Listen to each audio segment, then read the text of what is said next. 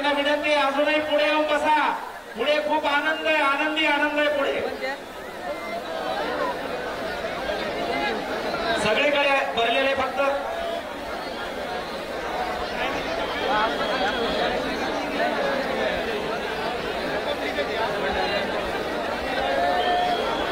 धन्यवाद. सर्वांनी बसून घ्या, बसून घ्या. नगरनारायण महाराजांची कृपा आपल्यावरती आहे. अजिबात ऊन पडणार नाही. सावली धरली आहे नगरनारायण महाराजांनी. नगरनारायण महाराजांनी धरली की नाही सावली आपल्यावरती? ही सगळ्यात मोठी सावली आहे. ही नगरनारायण महाराजांची कृपा आहे.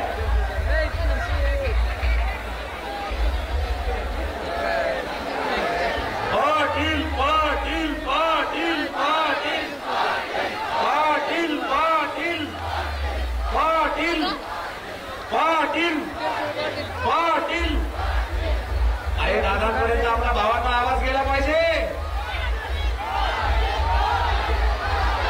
पाटील पाटील पाटील पाटील पाटील पाटील पाटील पाटील पाटील.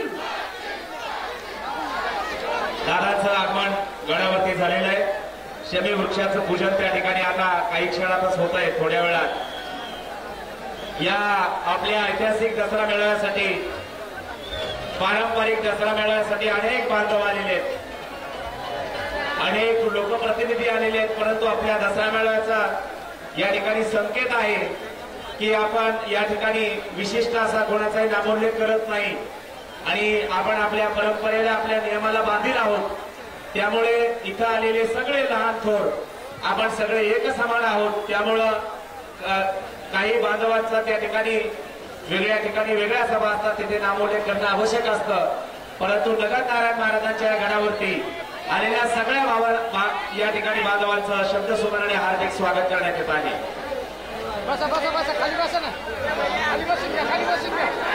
आमाघरी धन शब्दांची रत्ने, शब्दांची शस्त्रे यत्न करू, शब्दाची अमुच्या जीवाचे जीवन, शब्दे वाटू धन जन लोका. तुका म्हणे पहा शब्द हाची देव, शब्दाची गौरव पूजा करू. तुकोबांनी शब्दांनाच देव म्हटलंय म्हणून त्या देवस्वरूप शब्द फुलांनी आलेल्या सगळ्या मान्यवरांचं, सर्व समाजातल्या विविध क्षेत्रात कार्यरत असणाऱ्या बांधवांचं या ठिकाणी आगमन झालेलं आहे. त्या सगळ्यांचं आपण शब्दसुमनाने हार्दिक स्वागत करीत आहोत. संपूर्ण नारायणगड हा गर्दीने फुललेला आहे आणि नगरनारायण महाराजांच्या कृपाशीर्वादाने हा दसरा मेळावा होतोय. दादांचं आगमन या ठिकाणी होत आहे. कृपया दादांचं आगमन आपट्याच्या झाडाकडे, जिथे शस्त्रपूजन आणि आपट्याच्या झाडाचं पूजन होत आहे त्या ठिकाणी आगमन होतंय दादांचं. तो डीजे पुढे घ्या आणि डीजे स्टेजच्या जवळ आल्यावर डीजे वाजवू नका. डीजे पुढे घ्या, डीजे पुढे घ्या. चला, प्रचंड गर्दी या ठिकाणी उसळलेली आहे आणि हा आनंदाचा, चैतन्याचा सोहळा या ठिकाणी साजरा होतोय. विजयादशमीचा हा सण आपल्या प्रत्येकाला आनंद प्रदान करणारा हा सण आहे.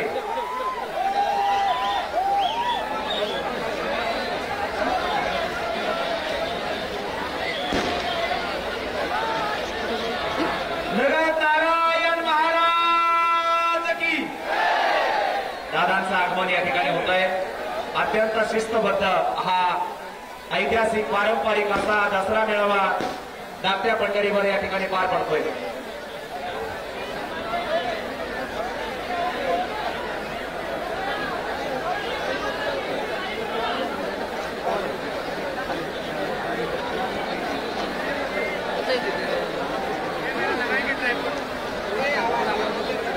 एक अत्यंत नम्र प्रार्थना आहे. थोडा आवाज कमी करा. माझे शब्द ऐका. थोडा एक महत्वाची सूचना द्यायची तुम्हाला.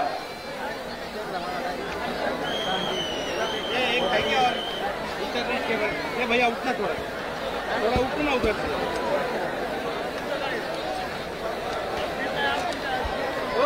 हे बघा भावांनो, एक आवाजाकडे लक्ष द्या. सगळ्यांनी शिस्तीचं पालन करायचंय. आपल्या दादांची तब्येत अत्यंत वीक आहे, अत्यंत खालावलेली तब्येत.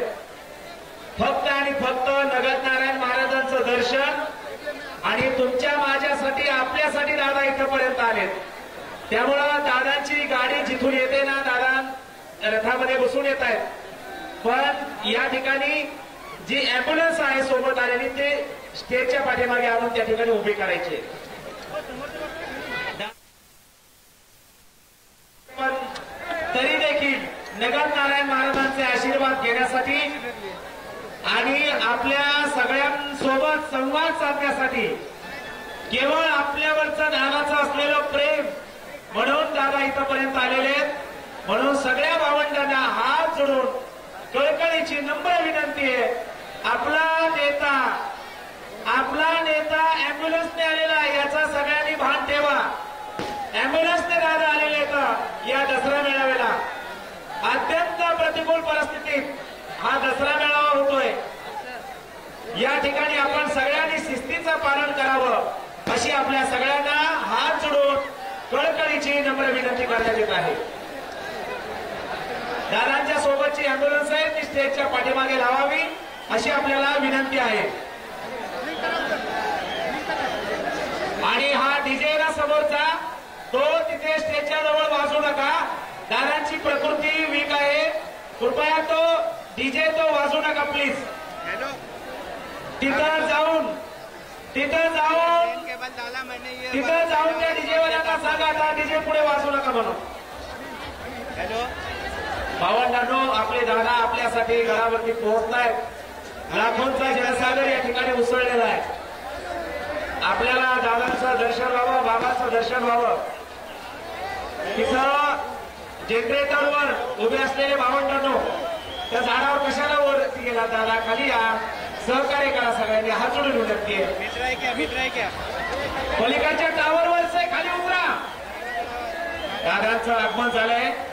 दादा आणि बाबा दोघांचं आगमन झालंय. सगळ्यांनी एकदा टाळ्या वाजवून. आता दादा जिथं आलात ना, तुम्ही सगळे दादांना दिसताय, ही गर्दी दादांना दिसते. तो डीजे बंद करा तुमचा. दादाला रस्ता करू द्या आणि आपल्या स्टेजवरचे सगळे आपण खाली जाऊ. डॉक्टर बाबा आणि पाटीलच राहतील स्टेजवर. चला बरं, प्लीज विनंती आहे. चला चला चला चला पाटील आलेले. दादांची तब्येत बरी नाही. सगळ्यांना विनंती आहे, पाटील आलेले त्यांची तब्येत बरी नाही. थोडा रस्ता द्या दादांना.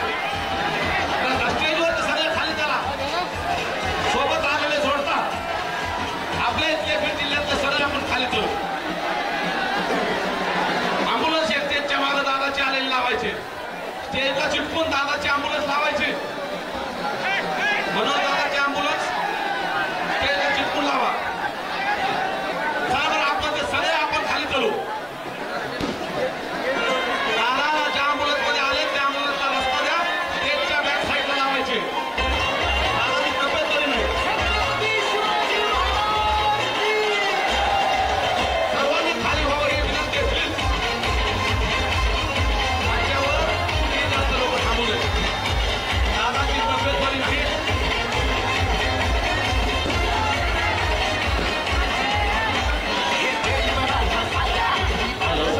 स्टेजवरचे जेवढे आहेत तर सगळेजण खाली करा. जरा सगळेजण स्टेजवरचे सगळेजण खाली करा. मीडियावाल्यासाठी पण समोर स्टँड आहे. समोरच्या स्टँडवर तुम्ही उभा राहा. आणि आपली युट्यूबवर एक कोपरा झाला कोणता तरी एक कोपऱ्यात उभा राहा. सगळेजण बाकीच्या स्टेजवरती गर्दी करू नका. रथाला यायसाठी जागा करा.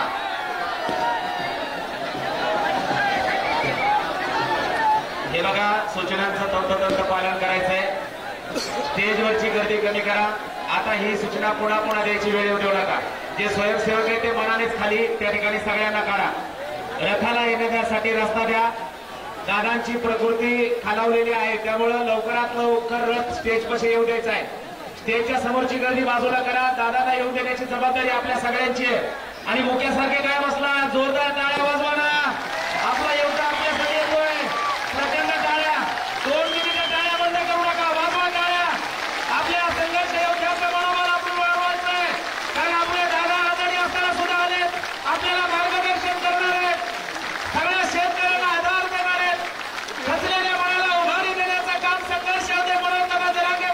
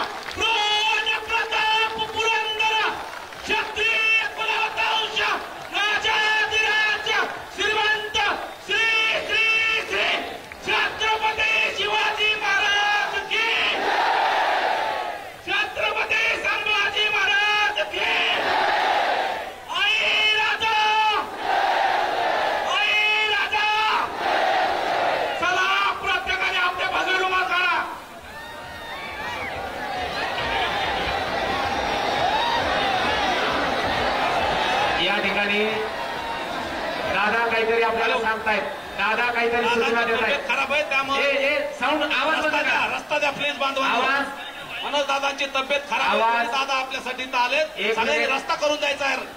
एक मिनिट म्युझिक वाजवू नका. त्या साईडला आणायचे, बाबा सांगते त्या साईडने आणा. हे बघा, रथाला रस्ता द्या, दादांची तब्येत अत्यंत खराब आहे. आवाजाकडे दादा लक्ष आले, द्या. त्यांना चक्रा येतात, डोळ्यातून पाणी येतं, उभा सुद्धा राहता येत नाही. अरे हात जोडून चला, विनंती. प्लीज तिथल्या बांधवांना विनंती, द्या रस्ता. म्युझिक वाजवू नका थोड्या वेळ. आणि तिथे लाईटचे वायर आहेत, बांधवांनो काळजी घ्या. आणि दादा एवढा लवकर सोडा. आपला लिंबाच्या झाडापासूनचा रस्ता आहे, तिथून रस्ता घ्या प्लीज. तिथल्या रस्त्यावरचे सगळे बांधवांना विनंती, आपणच रस्ता करा प्लीज, विनंती आहे.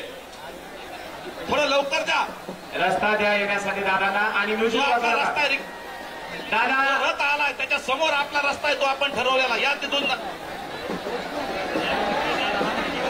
येऊ द्या पुढे, सावकाश दादांना पुढे येऊ द्या. द्या रस्ता द्या. पोलीस बांधवांना, स्वयंसेवकांना सहकार्य करा. ड्रोन जरा खाली घ्या, दादांना हवा लागू द्या ड्रोन. चला रस्ता द्या. हे बांधव इथलं समोरचे उभा आहेत ना, आपापले सगळ्या जणांनी कडक करा आणि रस्ता द्या. 10 फुटाचा रस्ता तयार करा. तो ऑलरेडी रस्ता आहे, फक्त त्याच्यावर आपण सगळे उभे आहेत. करा प्लीज. दादाची तब्येत खूप खराब आहे, त्यांना बसता येत नाही, उठताही येत नाही. या ठिकाणी संघर्ष होते. जबाबदारी काळजी घ्यायची दादांची. दादांचा आगमन होत आहे. दादा आलेले आहेत.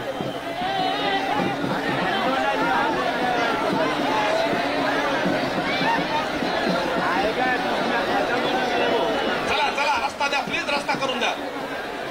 सर्वांच्या बाजूची सुद्धा जागा रिकामी करा.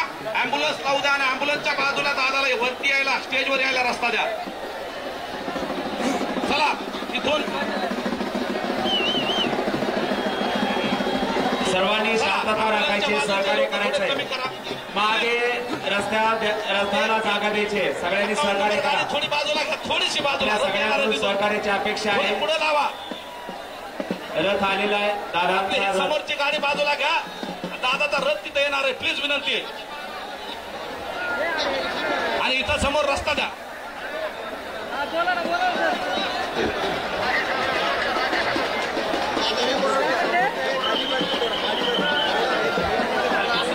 थोडस लक्षात घ्या, अँब्युलन्स सुद्धा थोडी बाजूला घ्या. रथ इथं आला पाहिजे, दादाच्या पायऱ्यापर्यंत रथ आला पाहिजे.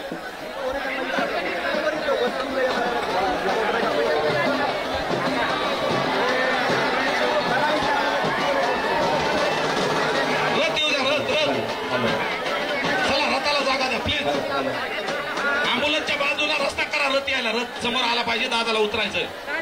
दादाला डायरेक्ट पायऱ्याजवळ आणा. हे बघा, सर्वांना समोर रस्ता करून द्या, दादा येत आहेत तिथं. कशीच हे बघा, सगळ्यांना विनम्र सूचना आहे, सगळ्यांना विनम्र सूचना आहे. स्टेजवरील सगळ्या बांधवांनी खाली यायचं तात्काळ. आणि दादांना रथ सोडल्याच्या नंतर रथ सरळ निघून जाईल आणि अँब्युलन्सला फक्त जागा राहील. बाकीच्यांनी सगळ्यांनी मोकळी जागा करून द्यायची त्यांना. दादांचा सर्वांना विनंती, आपण सगळे जवळचे आहोत. एका साईडला थांबा प्लीज. तुम्हाला विनंती, तुम्ही जरा गोंधळ घालला स्टेजवरती. साऊंड सिस्टम एकही एका बाजूला पागून थांबू नका, सगळे खाली चला. विनंती, स्टेजवरती गर्दी बघा किती झाली. हे समोरच्यांनी जागा करा. रथ आलाय, हे समोर रथ आला. रथ सगळे समजून घ्या. जरा सरकार मागे सरकारला पलीकडचे जरा थोडं जागा द्या ना. रथाला जागा द्या, सरकारला मागचे माग, पाठीमागचे सरकार माग. रथाला जागा द्या, रथाला. महाराष्ट्राची जागतिक मंडळी श्री क्षेत्र नारायण संस्थांचा पारंपरिक दसरा मेळावा होत आहे. मीडियावाले एका साईडला थांबा. साऊंडवाले एकच माईक चालू ठेवा. बाबांची सूचना आली, एकच. सगळ्यांना विनंती, एका साईडला या. महाराष्ट्राची जागतिक मंडळी श्री क्षेत्र नारायणगड संस्थांचा हा पारंपरिक दसरा मेळावा आहे. अत्यंत शिस्तीत हा संपूर्ण सोहळा या ठिकाणी पार पडतोय. आपण याची नोंद घ्यावी. प्रत्येकाने आपापली शिस्त पाळायची. दादांचं आगमन झालेलं आहे. स्टेजवरची संपूर्ण गर्दी, बाबांनी सांगितलंय सगळी गर्दी खाली करायची आहे. बाबांची सूचना आली, स्टेजवरचे सगळे खाली या. बाबांची सूचना आलेली आहे, स्टेजवरची संपूर्ण गर्दी त्या ठिकाणी खाली करायची आहे. गुरुवर्य महंत प्रेममूर्ती गुरुवर्य शिवाजी महाराज आपल्याला सांगतायत सगळ्यांनी स्टेजच्या खाली यायचंय. विनंती आहे सगळ्यांना, आपण सर्वांनी सहकार्य करावं.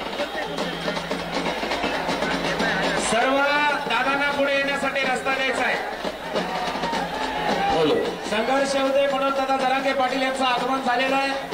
गुरुवर्य महाराजांची सूचना आहे, स्टेजवरची गर्दी कमी करायची, समोरची गर्दी कमी करा, समोरची गर्दी कमी करा, स्टेजवरची समोरची गर्दी कमी करा. दादांचं आगमन या ठिकाणी झालेलं आहे. एक पावसाळ्याची प्रकृती अत्यंत नाजूक बनलेली आहे. सगळी गर्दी आपण कमी करायची आहे. सगळ्यांना हात जोडून करायची विनंती आहे. पावसावरले खाली उतरा. सर्वांना हात जोडून विनंती आहे. समोरची गर्दी कमी करा. रथाला पुढे येऊ द्या. दादांना पुढे येऊ द्या. दादांना पुढे येऊ द्या. समोरची गर्दी कमी करा. हलकीवाले थांबा थोडं. कुठलाही आता वाद्य 2 मिनिट वाजू नका दादा स्टेजवर येईपर्यंत. समोरची गर्दी थोडी कमी करायची आहे. मनोज दादा जरांगे पाटील यांचं आगमन झालेलं आहे. स्टेजच्या समोरची गर्दी कमी करायची आहे. हो रथवाले थांबा थोडा. ते पुढे बॅरिकेड से पडल. साऊंडवर बसलेले साऊंडचे दादांची प्रकृती खालावलेली आहे. सगळ्यांना दादा खाली बोलवत आहेत. स्टेजवरची सगळी गर्दी खाली कमी करा. स्टेजवरची सगळी गर्दी कमी करण्यासाठी बाबा स्वतः विनंती करतायत. हात जोडून कळकळीची विनंती आहे. स्टेजच्या समोर दादांचं आगमन जिथून होणार आहे तिथली गर्दी कमी करा. पायऱ्यांवरची गर्दी कमी करा. पायऱ्यांवरची गर्दी कमी करावी ही सगळ्यांना विनंती आहे. पायऱ्यांवरची गर्दी कमी करावी ही आपल्याला हात जोडून विनंती आहे. स्टेजवरची पायऱ्यांवरची गर्दी कमी करा. दादांचं आगमन या ठिकाणी झालेलं आहे. सर्वांकडून सहकार्याची अपेक्षा आहे. या ठिकाणी स्टेजवरची गर्दी कमी करायची आणि समोर पायऱ्यांवरची जी गर्दी आहे ती देखील कमी करायची. दादांचं आगमन या ठिकाणी झालेलं आहे. पायऱ्यांवरची जी गर्दी आहे ती त्या ठिकाणी कमी करावी अशी आपल्याला हात जोडून कळकळीची विनंती करण्यात आलेली आहे. दादांना येण्यासाठीचा जो रस्ता आहे तो मोकळा करून द्यायचा आहे. हात जोडून कळकळीची विनंती आहे. हॅलो, साऊंडवर उभं राहिलेले स्टेजवर, साऊंडच्या स्टेजवर यांनी ताबडतोब या ठिकाणी सर्वांनी सहकार्य करावं. हे साऊंडच्या याच्यावर बसला, स्टेजवर बसले सर्व खाली बसा, उचला. बंद पडत, सारं बंद पडत. एकच माहिती ठेवा, हा साऊंडवरती कोणी वरती चढू नका. सहकार्य करा. दादांचं आगमन स्टेजवरती काही क्षणात या ठिकाणी आहे. जेव्हा दादांचं आगमन होईल तेव्हा स्टेजवरती कृपया जी गर्दी आहे ती सगळी 100% गर्दी स्टेजवरची त्या ठिकाणी कमी करायची आहे. मनोज दादांचं आगमन या ठिकाणी होत आहे. दसरा मेळाव्याच्या या स्टेजवरती दादांचं आगमन होत आहे. दादांची प्रकृती अत्यंत खालावलेली आहे. भावांनो, या ठिकाणी आपण सगळ्यांनी सहकार्य करावं. दादांचं आगमन स्टेजवरती आता काही क्षणात या ठिकाणी होत आहे.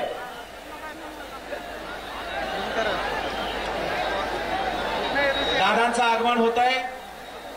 सगळ्यांनी सहकार्य करा. स्टेजवर फक्त दादा आणि बाबा, दादा आणि बाबा हे दोघे स्टेजवर येतील.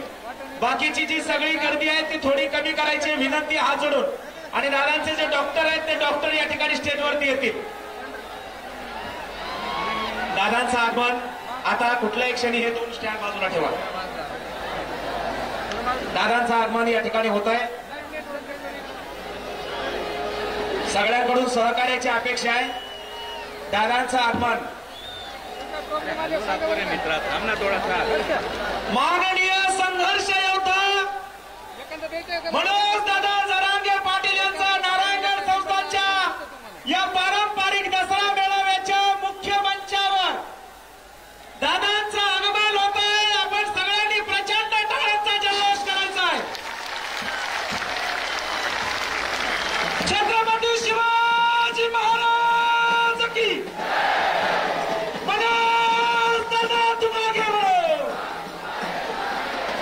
महाराष्ट्राची धाकटी मंडळी संत कुलभूषण नगरनारायण महाराज यांच्या नारायणगडावरती दादांचं आगमन झालेलं आहे.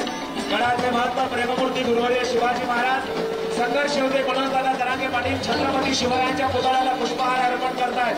आपण प्रचंड टाळ्या वाजवून महाराजांना अभिवादन करायचंय. रयतेचे राजे विश्ववंदनीय छत्रपती शिवाजी महाराज यांच्या पुतळ्याचं पूजन या ठिकाणी झालेलं आहे. यानंतर पुढील बाबाच्या सूचना देतील त्या पद्धतीने पुढचा कार्यक्रम होईल. या ठिकाणी दादा आलेला जोरदार टाळ्या वाजवायच्या सगळ्यांनी.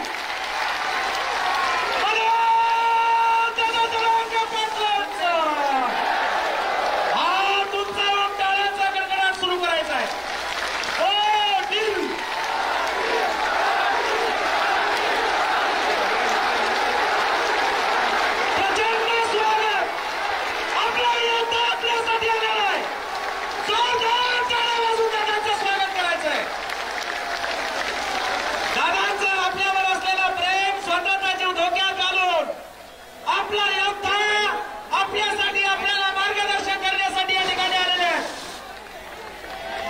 पलीकडे महिला भगिनी आहेत, दादा त्यांना सुद्धा भेटण्यासाठी येत आहेत. माता भगिनींनो, पूजनीय बाबांना विनंती, आपणही पुढे यावा.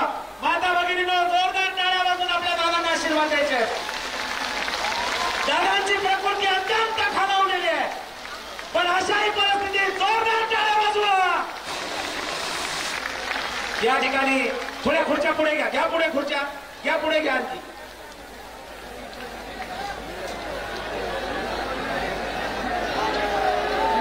धन्यवाद, धन्यवाद.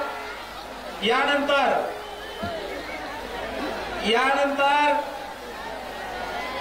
संघर्ष योद्धे मनोज दादा, एक खुर्ची द्या बरं अजूनवरती, एक खुर्ची घेऊन या लवकर. युकी बाहेर थोडं फिरता. माननीय संघर्ष योद्धे,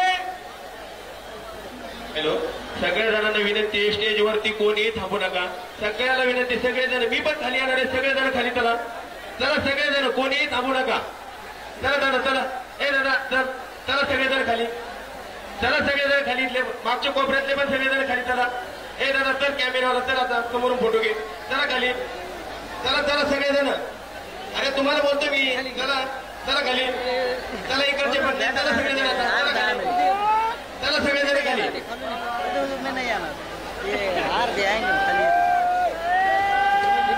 प्रेममूर्ती गुरुवर्य शिवाजी महाराज यांचा अगोदर आपण म्हटलं होतं दादांचा सन्मान करायचा, पण दादांनी सांगितलं की गुरूंचा सन्मान अगोदर होईल. धाकटी पंढरी नारायणगड संस्थानचे महंत प्रेममूर्ती गुरुवर्य शिवाजी महाराज यांचं स्वागत स्वतः अशा परिस्थितीत स्वतः संघर्ष होते मनोज दादा जरांगे पाटील हे पूजनीय बाबांचा या ठिकाणी हार घालून या ठिकाणी स्वागत करतील. आणि मनोज दादा जरांगे पाटील यांचं स्वागत करण्यासाठी गुरुवर्य महंत मेंगडे महाराज आणि नारायणगड संस्थानचे उत्तराधिकारी हरिभक्त परायण गुरुवर्य संभाजी महाराज यांना मी विनंती करतो, आपण संघर्ष होते मनोज दादा जरांगे पाटील यांचं स्वागत करण्यासाठी पुढे यावं. श्री क्षेत्र नारायणगड संस्थानचे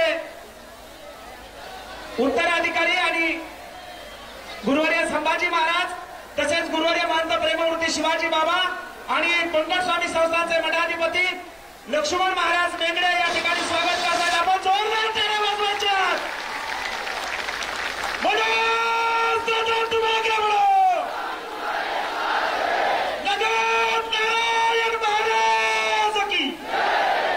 या ठिकाणी गुरुवर्य मेंगडे महाराजांचं स्वागत गुरुवर्य संभाजी महाराजांनी करावं अशी मी त्यांना विनंती करतो.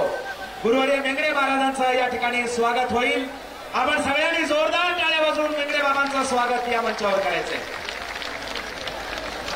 संस्थानच्या वतीनं गडाचे महंत गुरुवर्य प्रेममूर्ती श्री गुरु श्री शिवाजी महाराज, गडाचे उत्तराधिकारी हरिभक्त परायण गुरुवर्य संभाजी महाराज आणि संपूर्ण विश्वस्त मंडळाच्या वतीनं आलेल्या सर्व बांधवांचं मी हार्दिक स्वागत करतो.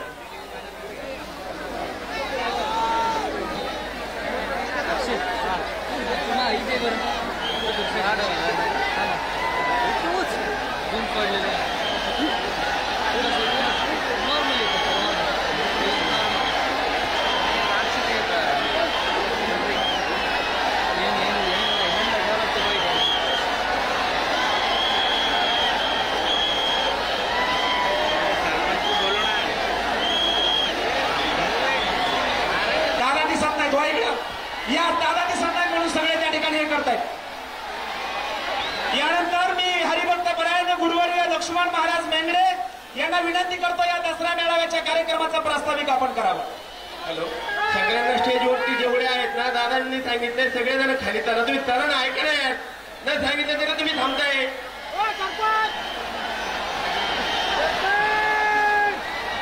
खाली जाऊ द्या, खाली जाऊ द्या, इथं नसतं.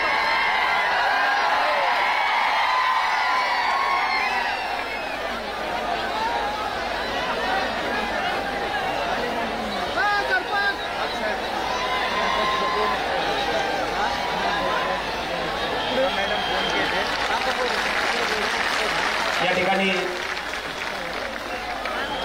दादांचं स्वागत. सगळ्यांनी दादांची सूचना आहे. संपूर्ण या ठिकाणी आता मार्गदर्शनाला सुरुवात होणार आहे. मी गुरुवर्य लक्ष्मण महाराज मेंगडे यांना विनंती करतो, ही बाप लेकाची भेट आहे, भावनिक क्षण आहे आपल्या सगळ्यांसाठीच. मनोज दादा आपल्या सगळ्यांचं दैवत आहे. दादांचं, मनोज दादांचं मार्गदर्शन आपल्याला ऐकायचंय ना, मग दादांसाठी एकदा जोरदार टाळ्या वाजवा. मी गुरुवारी नेगडे महाराजांना विनंती करतो प्रास्ताविक. गुरु ब्रह्मा गुरु विष्णू गुरुदेव महेश्वरा गुरु साक्षात परब्रह्म तस्मै श्री गुरुवे नमः. जगत नारायण महाराजांच्या पदस्पर्शाने पावन झालेल्या पुण्यभूमीमध्ये आज आपल्या नारायणगडाचा पारंपरिक दसरा मेळावा जगत नारायण महाराजांच्या कृपेने वैकुंठवासी गुरुवारी हरिभक्तीपरायण महंत महादेव बाबा यांच्या आशीर्वादाने आणि विद्यमान महंत आदरणीय प्रभूपती हरिभक्तीपरायण गुरुवारी प्रेममूर्ती शिवाजी बाबा यांच्या मार्गदर्शनाखाली आणि आपल्या सर्वांचं करोडो लोकांचं श्रद्धास्थान असलेले मनोजदादा जरांगे पाटील यांच्या उपस्थितीमध्ये संपन्न होत आहे. या ठिकाणी बाबांनी आणि मनोजदादा जरांगे पाटलांनी सांगितलं होतं यावर्षी आपल्याकडे पाऊस वगैरे भरपूर झालेला आहे. अनेकांची गुरंढोरं वाहून गेलेत पाण्यामध्ये. अनेकांची शेती जी आहे ती नापीक झालेली आहे. दोघांचंही ठरलं आणि पारंपरिक दसरा मेळावा साजरा करायचा ठरला. अगदी कुणालाही निमंत्रण दिलेलं नाही आणि निमंत्रण नसताना सुद्धा एवढा प्रचंड मुंबईसारखा जनसमुदाय या ठिकाणी हजर झालेला आहे. ही श्रद्धा जी आहे दादावर आणि नगत नारायण महाराजांवर, शिवाजी महाराजांवर असलेली श्रद्धा.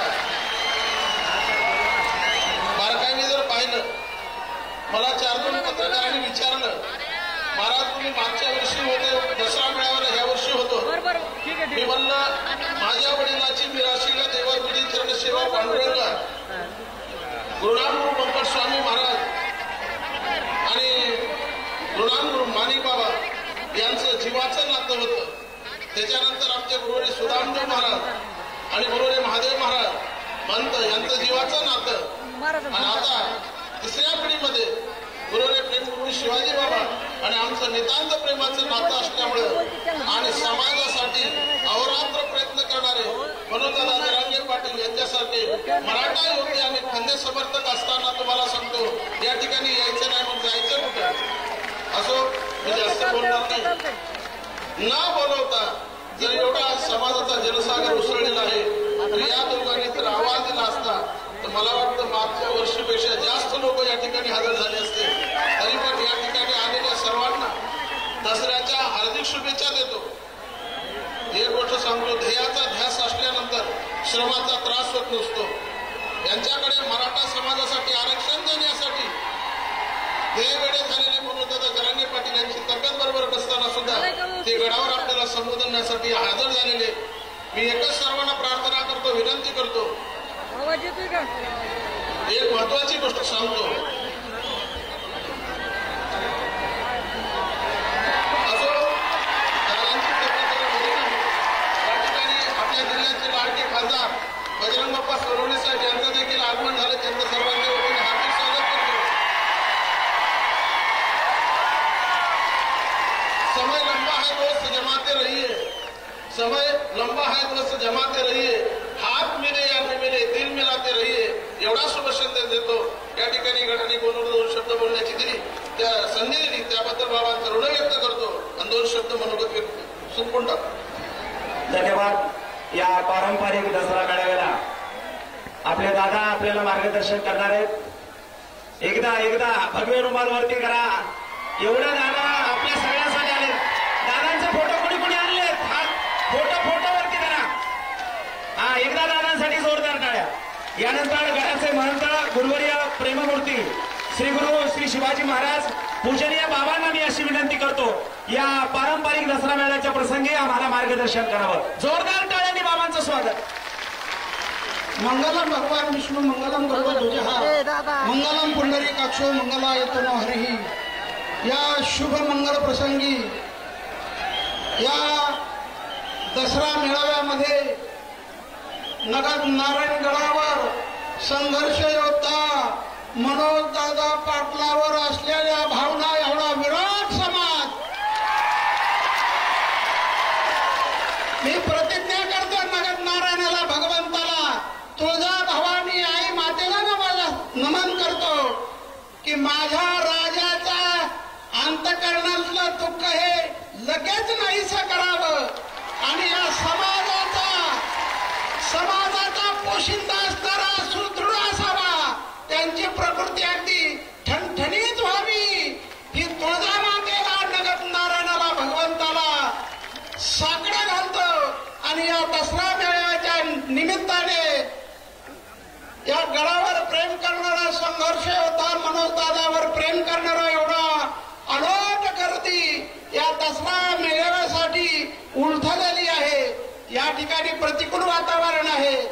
आमच्या पाटलाने आम्हाला सांगितलं यावर्षी साध्या पद्धतीमध्ये दसरा मेळावा साजरा करायचा, कारण शेतकरी अडचणीत आहे, पूरग्रस्त अडचणींमध्ये आहे आणि म्हणून यामध्ये एवढी अडचण असताना सुद्धा जरांगे पाटलावर टाकलेला विश्वास या समाजाने तरुण बांधवांनी एवढी मोठी अशी गर्दी झालेली आहे आणि म्हणून या दसरा मेळाव्याला एक मुहूर्त आहे.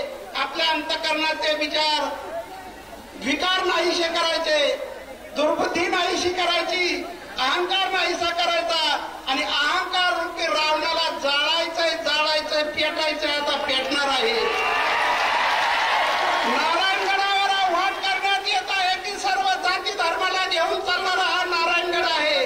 ओबीसी समाज असो, मराठी बांधव असो, एकमेकाशी सौजन्याने राहा, एकमेकावर प्रेम करा. आपल्याला एका बांधाला नांदायचंय, एका घरात नांदायचंय आणि म्हणून या नारायणगडावर हाच दसरा मेळावा खरा आहे की हे सोनं हे लुटायचंय, विचाराचं सोनं लुटायचंय. आणि आमच्या संघर्ष योद्धा जरांगे पाटलाला जनता जनार्दनाचा आशीर्वाद नक्कीच मिळावा की आमच्या राजाची प्रकृती ठणठणीत व्हावी. याच शुभ संकल्पाबरोबर 2 शब्दाला पूर्णविराम. धन्यवाद बाबा, धन्यवाद. महाराजांचे आशीर्वाद आणि गडाचे आशीर्वाद आपल्या सर्वांच्या पाठीशी आहेत. दादांनी सांगितलं होतं जेवढा होईल तेवढा, पण दादा समाज तुम्हाला कधी एकटा सोडणार नाही. रात्री टीव्हीवरती बातमी आली आणि आज सगळा समाज नारायणगडाच्या दिशेने निघाला. जोरदार टाळ्या वाजवून आपला योद्धा आपल्यासाठी लढतोय ना. महाराष्ट्राची आन, मान आणि शान, मराठ्यांचा स्वाभिमान, संघर्ष योद्धे माननीय मनोजदादा जरांगे पाटलांचं प्रचंड टाळ्या वाजून आपण स्वागत करायचंय. प्रत्येक वादळ पेल्यांनी माझ्यात आत्मविश्वास आहे.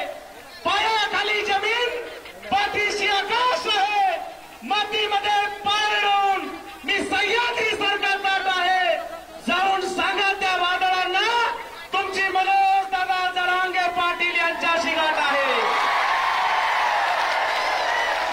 आपल्या महाराष्ट्राचा स्वाभिमान, गोरगरिबांचा, सर्वसामान्यांचा बुलंद आवाज आणि ज्या दसरा मेळाव्याकडे संपूर्ण देशाचं लक्ष लागलंय अशा पारंपरिक ऐतिहासिक दसरा मेळाव्याला महाराष्ट्राला संबोधित करण्यासाठी माननीय संघर्ष योद्धे मनोजदादा जरांगे पाटील यांना मी विनंती करतो, आपण जोरदार टाळ्यांनी दादांचं स्वागत करायचं आहे. प्रचंड टाळ्या. दादा 2 मिनिट टाळ्या वाजवायच्या. यानंतर आदरणीय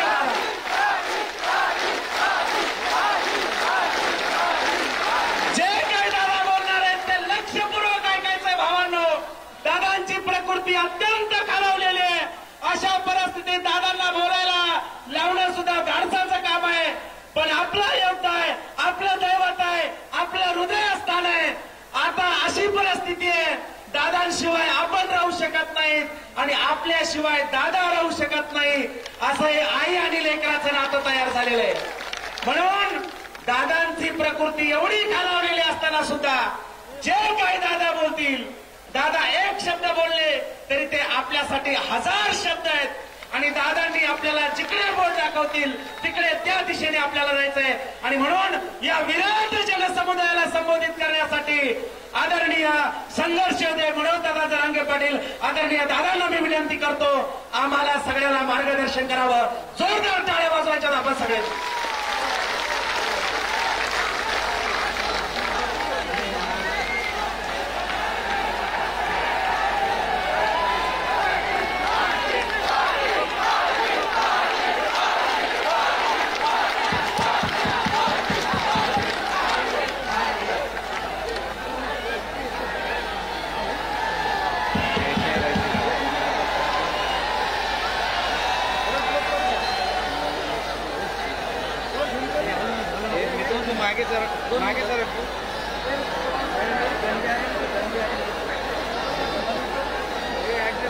व्यासपीठावरच्या खाली वा सगळे मागचे.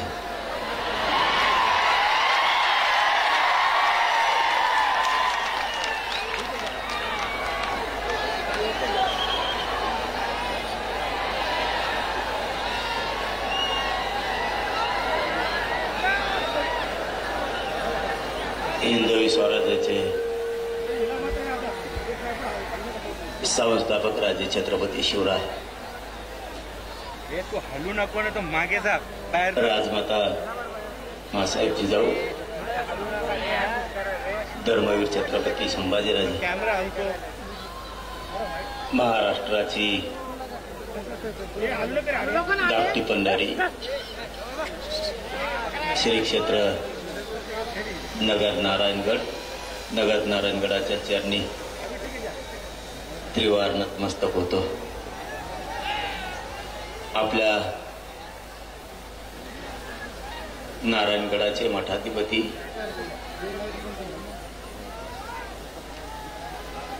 प्रेममूर्ती गुरुवर्य शिवाजी बाबाजी यांच्या चरणी नतमस्तक होतो. बंकट स्वामी मठाचे मठाधिपती महंत गुरुवर्य श्री लक्ष्मणजी बाबा मेघडे यांच्या चरणी नतमस्तक होतो.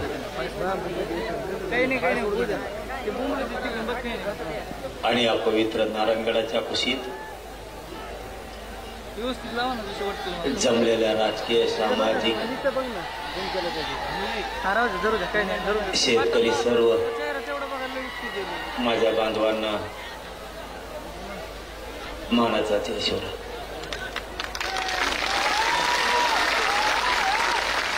आणि विराट संख्येनं जमलेल्या माझ्या तमाम मराठा बांधवांना माझ्या मानाचा जयशोर.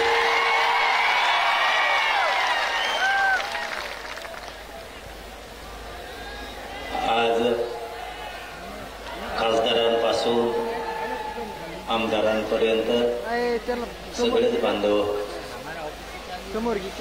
या पवित्र नारायणगडाच्या कुशीत येऊन तुम्ही तुमचे मोठेपण सिद्ध केलं, त्याबद्दल तुमचं सगळ्यात अगोदर धन्यवाद. मला मायबापावर त्रास होतो बोला. आपला गड नगद आहे म्हणून ताकद मिळते. जशी मला मिळाली तशी माझ्या शेतकऱ्याला पण मिळाली.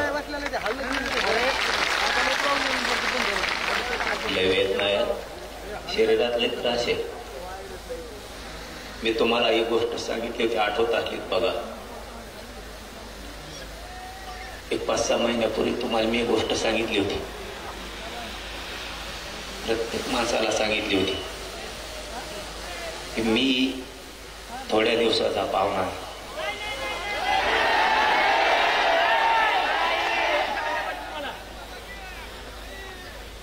आणि आपण मुंबईला जायची हाक दिली, कारण मी एक गोष्ट तुम्हाला सांगितली होती, शेवटी शरीर आहे, काही सांगता येत नाही. माझ्या गरिबाच्या लेकराचं मला आयुष्याचं कल्याण करू द्या, मुंबईला चला. कारण मी अलीकडल्या कॅमेऱ्याचं त्याच वेळेस एक गोष्ट सांगितली होती, एवढंच आहे म्हणा, पूर्ण झूम केलं सर. मी आहे तोपर्यंत माझ्या समाजाच्या लेकराला आरक्षण दिलेलं मला बघायचं. माग कुणी हटवू नका, कुणी माग सरकू नका, अशी संधी पुन्हा सोडू नका, हे मी तुम्हाला सांगितलं होतं. तुम्ही आता साथ दिली ओके चालतं. तर माझ्या समाजाच्या लेकरा बाळाचं मी आयुष्याचं कल्याण करू शकतो. आणि तुम्ही मुंबईला साथ दिली आणि 75 वर्षात लढाई जिंकलेली मराठ्यांनी, GR घेऊन मराठ्यांनी लढाई जिंकली.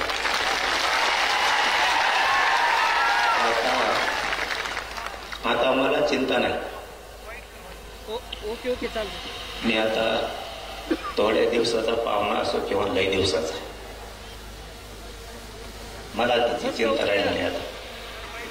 कारण जे जीवनात येऊन जे सिद्ध करायचं होतं ते मी केलंय. तुम्ही पहिली प्रेम लावायची होती, मी 2-3 यायची तरी माझी करतो. गरीब मराठा समाज खूप होरपळत होता. तो होरपळताना बघवत नव्हता. मी कधी ओके करतो. नाटक केलं नाही. मी कधी समाजाला खोटं बोललो नाही. ओके चालतंय. एक गोष्ट कधी एखाद्या वेळेस 1-2 पावलं माग पुढं सरकलो असं. ओके चालतंय. एखाद्या अगदी चूक झाली पण असं. ओके चालतंय.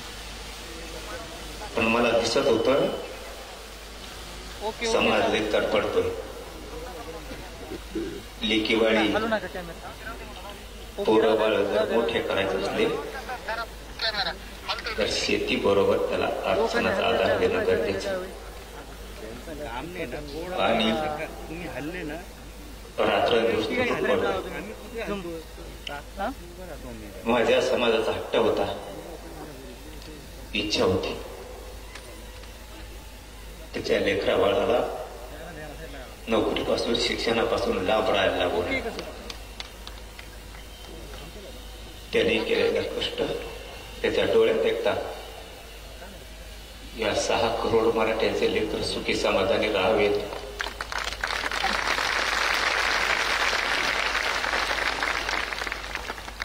कधी शांत बसलो नाही. पूर्ण आयुष्य झिजवलं. आता मला काही वाटत नाही.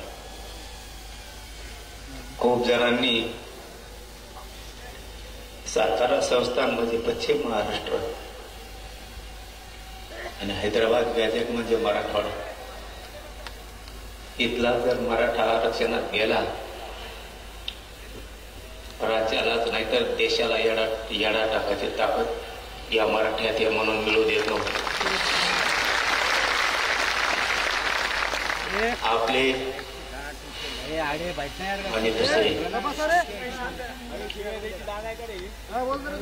दुसरे तर विरोधात गेले हो. आपल्याने पितूर नको व्हायला होतं. झाली असं नाही कधी चूक, पण जीव येऊ धरणीला टेकला तरी माग हटलो नाही हे त्यांनी पितुरांनी समजून घ्यायला पाहिजे.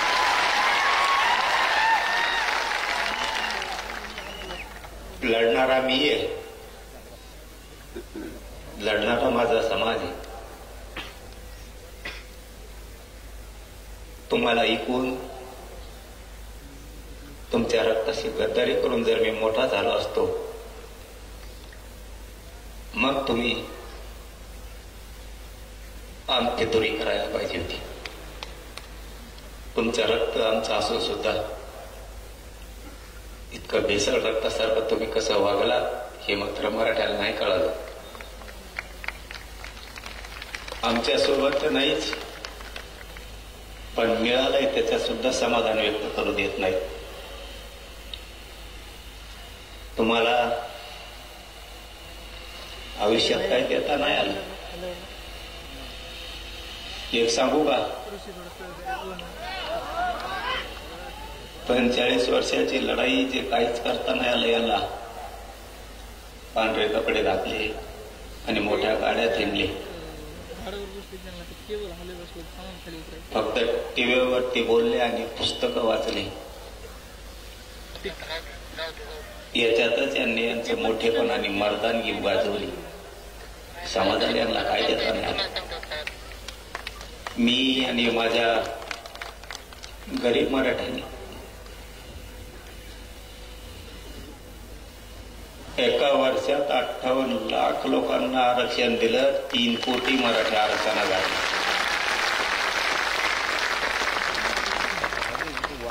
मी आणि माझ्या गरीब मराठ्यांनी पुढच्या वर्षात मराठवाड्याचा हैदराबाद गॅझेटियरचा जार घेतला आणि पश्चिम महाराष्ट्राचं सुद्धा गॅझेटियर घेतलं. 2 वर्षात सगळा मराठा आरक्षणात घातला.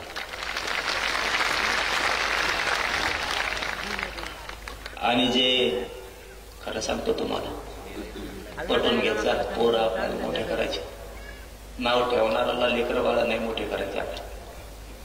आपले लेकर बाळा आपल्याला मोठे करायचे. जे मिळालंय ना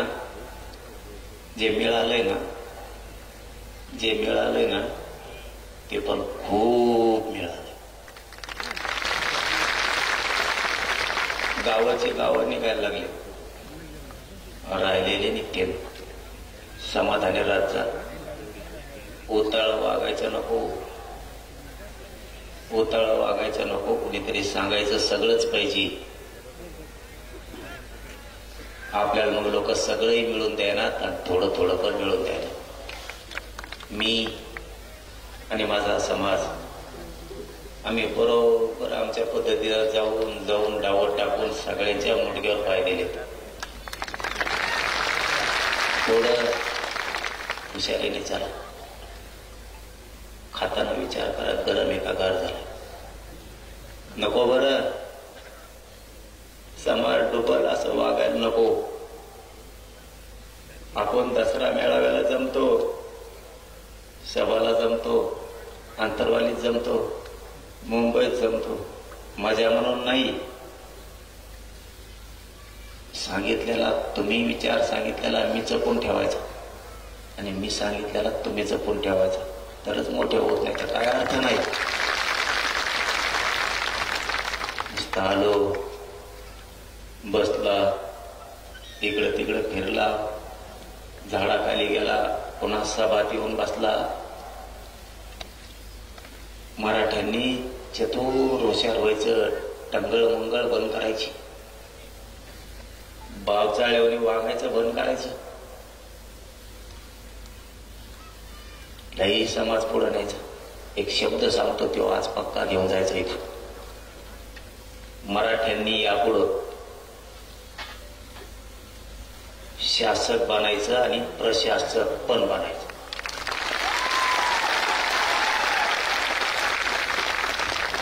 मराठ्यांनी डोकं लावून हुशारीनं शासक बना, प्रशासक बनवा. शासक जर बनला, कोणाला मागायची गरज नाही पडणार. शेतात काम करता करता, घरात काम करता करता, व्यवसाय करता करता, शेतीचं काम करताना, नोकऱ्या करताना शासक बनायच्या डोक्यात राहते.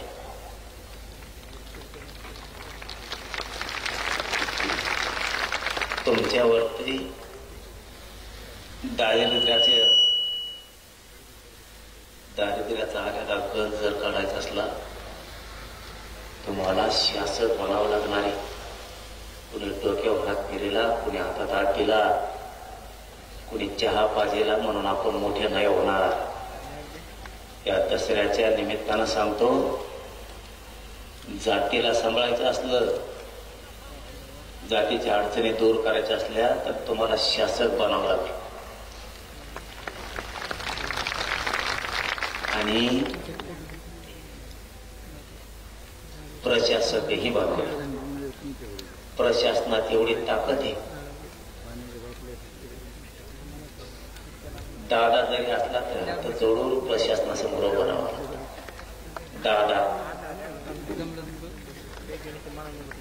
दादा त्याला प्रशासनापुढे हात जोडून उभा राहावं लागतं.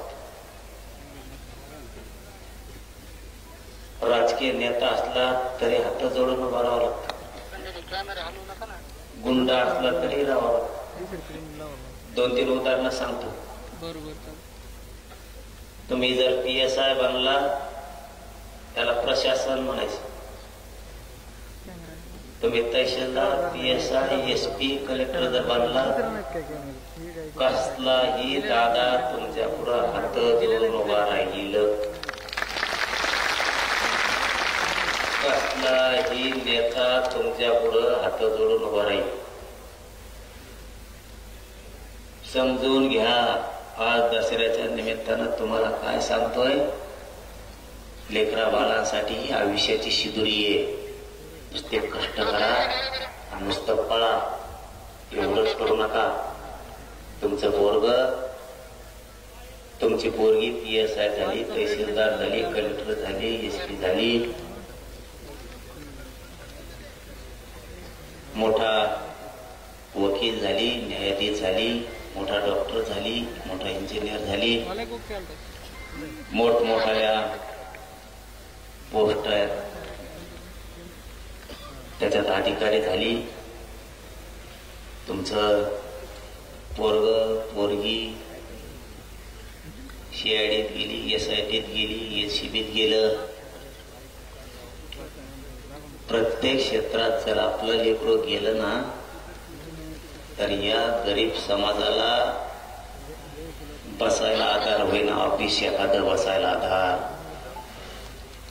सगळे बोगस लोक जाऊन बसले तिथं, बोगस आरक्षण घेतलेले, बोगस.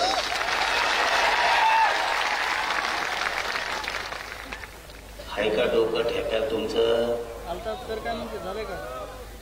लोक जातीचं काम करायचं असलं,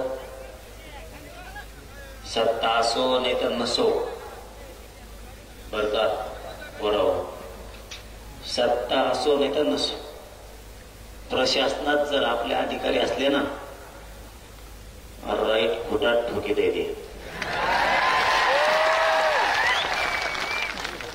सत्ता असो नाही तर नसो.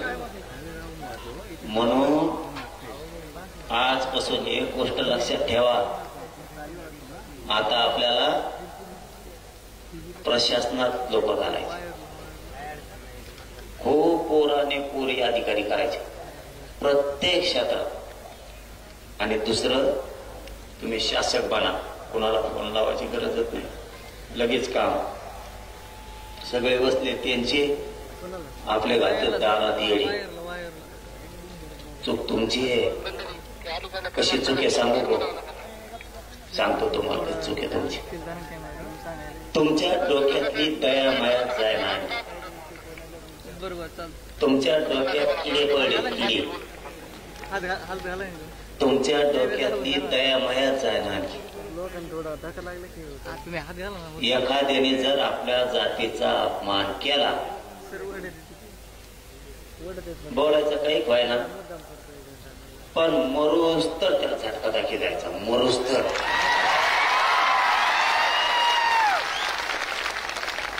त्याला म्हणायचं जातवान मराठ्यांची अस्सल अवलाद. त्याला वाटलं पाहिजे संगत हिंडत आहे माय घालत.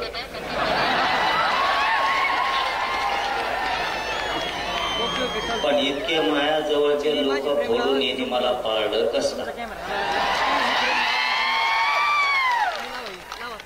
तुम्हाला कडवट बनावं लागन. एक उदाहरण म्हणून सांगतो बाबा, मी बंद करतो थोड्या वेळात. आता बोलू का? शेतकऱ्याचा राहिला आणखी नारायणगड देशातला ऐतिहासिक दसरा मेळावा असा आहे की त्याने शेतकऱ्यासाठी लढ्याचे निर्णय घेतले. ते पहिला दसरा मेळावा आहे.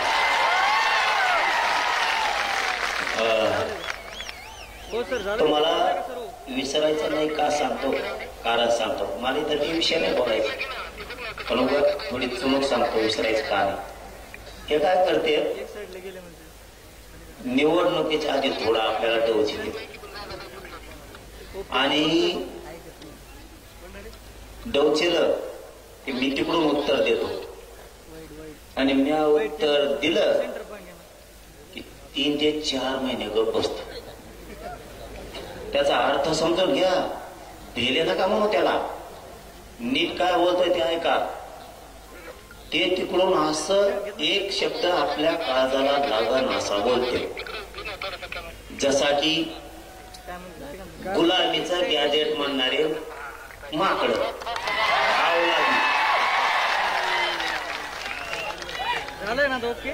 ज्या भिकारावं लागली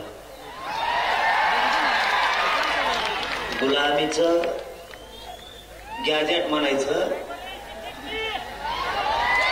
आणि 3-4 महिने गप बसायचं. मी काय सांगतोय नीट ऐका. ते एकटंच नाही, असे जे जे बोलते त्यांच्याबद्दल सांगतो. तुम्ही ना किडे पडेल डोक्यातले जाळून टाका. ध्यान जरा काय बर. आता मी सांगितलं मग त्याला उत्तर आमचं गुलामीचं गॅजेट हे. मग इंग्रज काय तुमच्या घरात राहत होता का?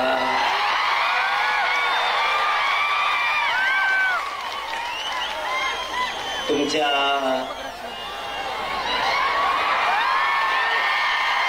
परिवारात लागला. ऐका रे, ऐका ना, मी काय सांगतोय ते ऐका. अर्थाचे गैरअर्थ करते त्यांच्या घरात राहतो का म्हणजे तरी ते दुसराच अर्थ काढते. तसा अर्थ नाही मा, तसा अर्थ नाही. अर्थ नीट समजून घ्या. मी गडावर आहे, अर्थ नीट समजून घ्या. त्यांनी सांगितलं आमचं गुलामीचं गॅजेट हे. त्या नागतोडीला मी बोललो का? नाही बोललो. कोणाला बोट लावायची गरज आहे का? आणि मग मग मी बोट सुरू केल्यावर त्याच्यासाठी लोकांच्या लेकरा बाळाला तुच्छ लेखायचं नाही. तुम्हाला त्याचा अर्थ कळतो का? गुलामीचं गॅजेट आपल्याला लागू केलं म्हणजे गॅजेट गुलामीचं होतं म्हणजे आपले लेकर सुद्धा गुलाम समजता. खरे हराम करो तुम्ही आमचे. आमचे जे जे त्या पक्षात काम करतात तिच्या संग काम करतात त्या मराठ्याच्या पायदाशी कोण कोण आहेत? हे मराठ्याच्या पायदाशी हो. तुमची खास पायदाशी आहे ना तुमची. तर तुमच्या पोराला तुमच्या जातीला गुलामीची अवलाद म्हणलंय. करतो का प्रचार झकमाऱ्या? अरे 10-5 लाखाच्या कामासाठी कवरसाठी तुरे स्वाभिमान जागा ठेवरे. तो जातीला घाण बोललं गेलं घाण. तुझ्या जे जे तिथं त्या पक्षात तिच्या सोबत काम करतात त्यांच्यासाठी सांगतोय. खास तुमच्या अवलाद जर मराठ्याची असली ना आता तर तुमच्या मराठ्याच्या लेकराला गुलाम म्हणलंय गुलाम. मग आपली जर गुलामीची पैदाशी असं जर त्यांचं म्हणणं आहे तर मराठ्यांनी तिथं कशाला झक मारायला काम करता? तुमचा स्वाभिमान जागा व्हाव द्या ना. अरे गेलं राजकीय करिअर खड्ड्यात गेलं. 10-5 रुपयाचं काम काढी लावीत. असं जातवान मिशा पिढीणाऱ्याची अवलाद आहे. कशाला कोणाच्या पायाखाली काम करता पायाचा ठोन. आता त्यांनी काय सांगितलं गुलामीचं गॅजेट कशाला लागू करता? मोगाचा प्रश्न अर्धवट राहिला तुम्ही तिसरंच जोडीता म्हणून सांगतो. मग आता आमचं गुलामीचं गॅजेट हे निजामचं. बर ठीक.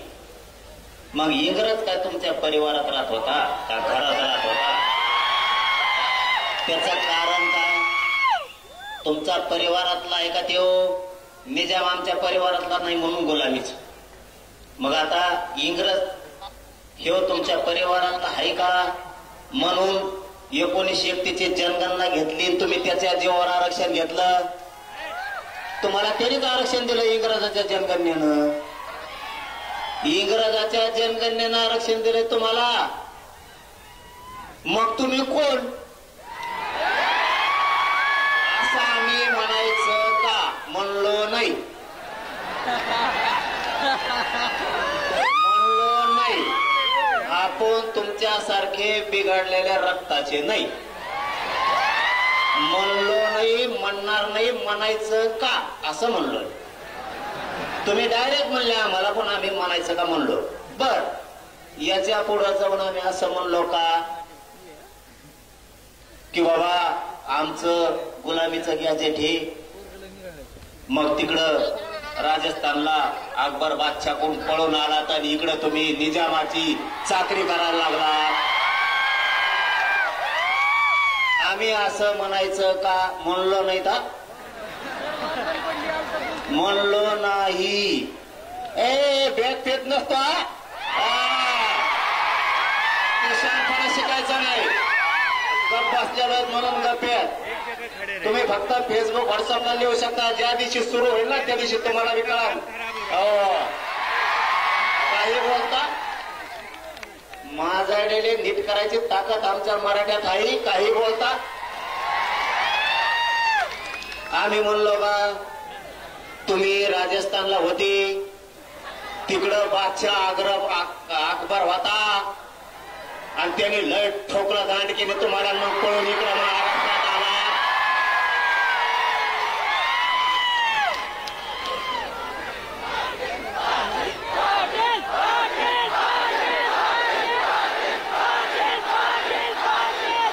आणि मग तुम्ही निजामाच्या जाणारा संभळणाऱ्या बनलात. व्यापारी म्हणून आला तर राज्यकर्ते म्हणलात चला व्हामा घरी. आम्ही असं म्हणायचं का म्हणलो नाही. अरे ग बाई लय बोलतोय तर सगळ्याला मापात राहावा. याच्यासाठी झक मारायला मराठ्याने तुम्हाला 30 वर्ष निवडून नाही दिलं.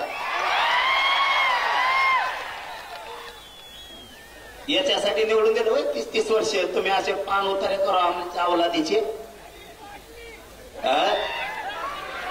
आणि आता काय करणार हे सांगतो तुम्हाला, नीट ऐका.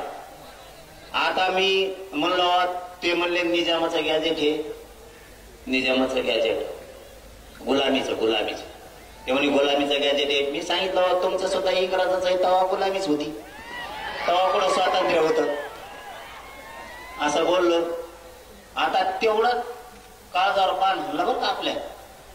तुम्हाला डोके किडे जे पडले म्हणलं तुमच्या डोक्यात ते सांगायलो. ते किडे मारून टाका लवकर. किडे तुमच्या डोक्यातले हे काय करते हळू जिवारी वार करतात आपल्या. आणि मी बोललो का 2-3 महिने गप्प बसते. आपल्या लोकांना काय वाटतं माहितीये का, जाऊ दे रे चुकलं असं काय होतं बोलतानी, आता नाही बोलणार इथून पुढं. अरे हे बदलणारच नाहीत. त्याच्यामुळं दया माया थोडी कमी करा. जे ज्याला मराठ्याचं तिकडून उभा राहील खप पाडायचे. तेव्हा ह्या आपल्या बी जाती नीट राख्या, तेव्हा आपले बी नीट वागायचे, तेव्हा हे हुजरीगिरी करायचं बंद करते. आणि जेव्हा आपण पाडायला सुरू करतो ना तेव्हा ते मराठ्या संघ नीट वागायला सुरू करते. कळाला का? ते आपल्याशी आणि आपल्या लेकरा बाळाला डायरेक्ट म्हणले राव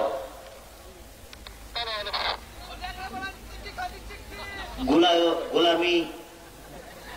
आपल्या लेकरा डायरेक्ट गुलाम म्हणलं गेलं त्याचा अर्थ असा होतो. आणि मग तुम्हाला लेकरा बाळापेक्षा मोठे ते आहेत का? म्हणून गपजारी बसले ते आपल्या मीडियात बोलते जाईल आणि लोकात म्हणते चुकलं बरं काही तू पुढं नाही बोलणार. मीडियाने ऐकलं ते आणि मग लोकात बोलून काय करतो मीडियात म्हणा मग सोडून देतो आम्ही. हे जिवारी वार करतात कळून देत नाहीत. तिसरा मुद्दा 2 सांगितले, शासक बना प्रशासक बनवा. दुसरा सांगितला येऊ इथून पुढे जेव बोल त्याला सोडीत जायचं नाही. तिसरा मुद्दा आहे महत्वाचा आहे. कधीच आजपासून ओबीसीला दोष द्यायचा नाही.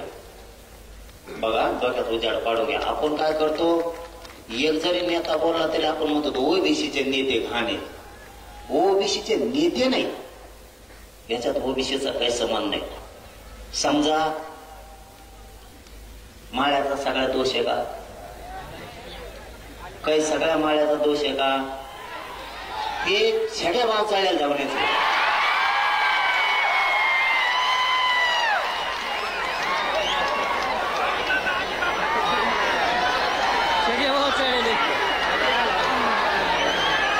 त्याला काय करायचं आता? त्याला म्हशीवणी थोडे दिवस पाण्यात बांधायचं. त्याला मी बांधितो. थांबा तो मला नीट होऊन द्या रे, मी नीट व्हायना रे. शरीर मला साथ द्यायला नाही तर यांचा दुमटा काढायला मेले पक्का आहे. लावले का नाही 150 पावणे 200 कामाला लावले का नाही रे. नुसते तज्ञाला घेऊन बसत येत.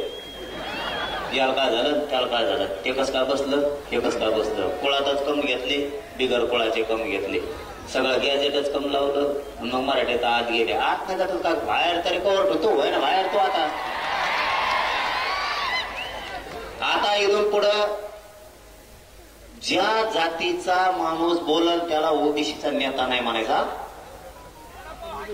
इथून पुढं एक ध्यानात घ्यायचा घडवून जाणाऱ्या प्रत्येक महाराष्ट्रातल्या माणसाने ओबीसीचा नेता बोलला ते काय करताय चाभऱ्यापणा हे आत्ताशी आपल्या डोक्यात आलंय. आमच्या ओबीसीवर अन्याय होतो मग आपण सगळ्या ओबीसीला बोलवतो का नाही. ओबीसीवर अन्याय नाही.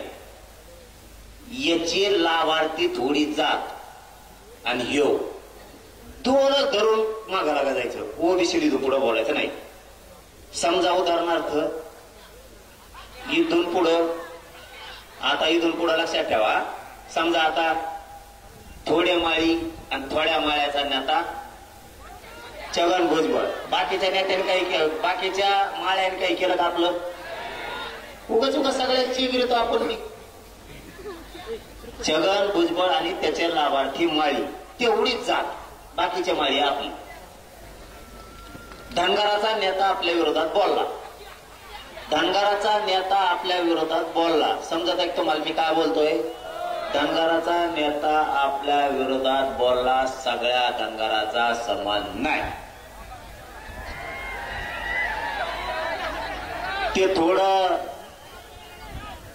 ते 10-5 त्याचे धनगराचे लाभार्थी आणि त्यो बाकीच्या धनगराला देणं घेणं नाही. त्यामुळे इथून पुढे जो जातीचा बोलल ना त्याला त्याच्या जातीत तोलायचा. आता ओबीसीत तोलायचं नाही. म्हणजे बाकीच्या ओबीसीचा बिचारे लवार कुंभार ढोवार काजी असते धोबी परी नावी जेवढे जेवढे या लवकरच उगाच गावासाठी किडे लागणंच काम नाही. आणि सगळ्या ओबीसीचा फायदा 2-3 घेते ही एक लक्षात ठेवा. एक आता चौथा मुद्दा सांगतो. आपल्याला 7-8 दिवसापूर्वी विखे पाटील साहेबांचा फोन आला आणि त्यांनी सांगितलं की बाबा तुम्ही दसऱ्याला आंदोलन डिक्लेअर करणार हैदराबादच्या गॅजेटसाठी आणि सातारा संस्थांसाठी. मी नारायणगडातल्या सगळ्या बांधवाच्या साक्षीनं सांगतो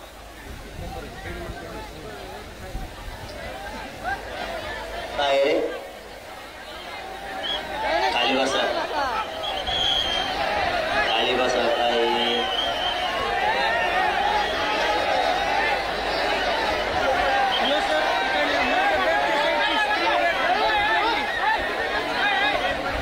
काय रे करायचं सुरू. शांततेनं ऐका. एक 15-20 मिनिटात सगळं उरकून घेऊ आपण. 15-20 मिनिटात सगळं उरकून घेऊ. शांत राहा. लय महत्वाचे विषय. आणि मग विखे पाटील साहेबांचा फोन आला. शांत बसता का नाही तर मला सांगा काय मी नीट करू शकतो. आणि दुसऱ्याचा जर असला तर घरात जाऊन नीट करू शकतो.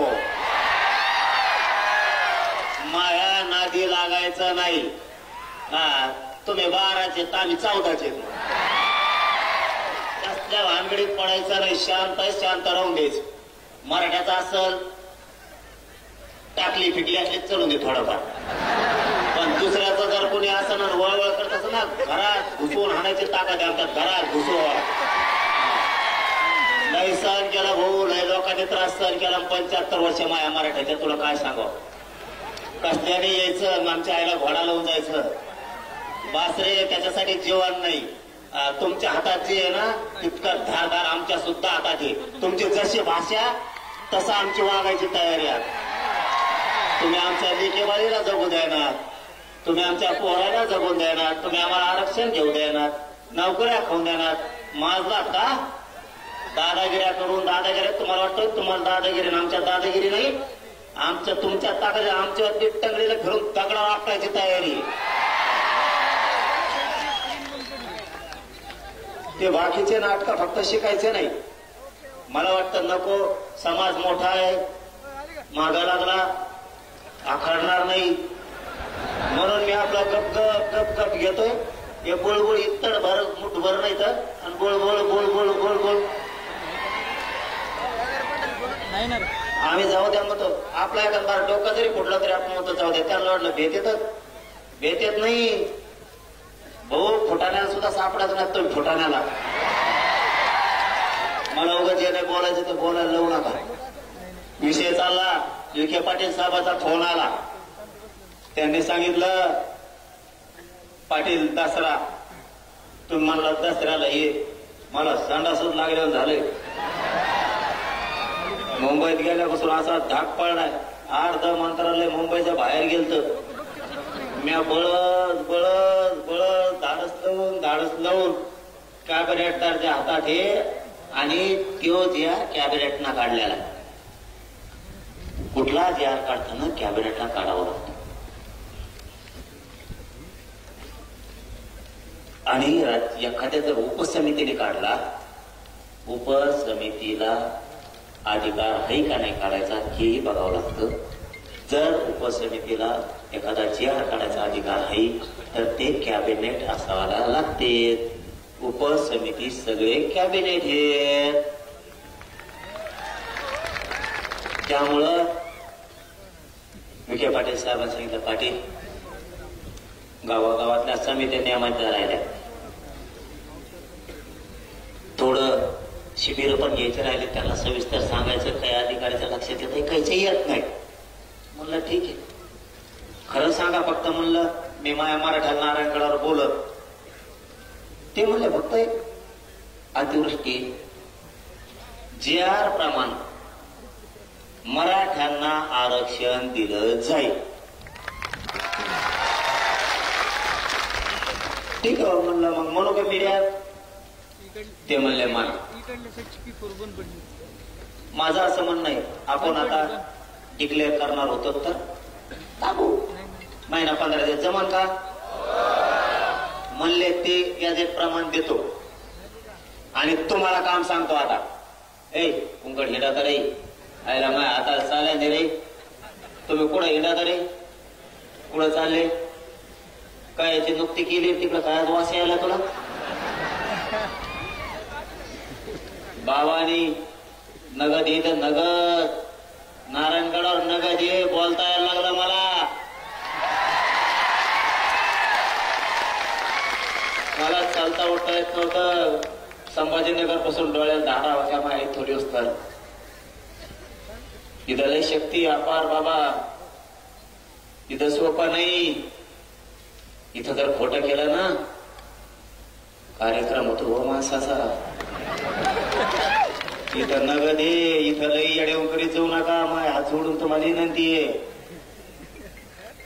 गड म्हणला असं आपण म्हणायचं हा बाबा तसंच.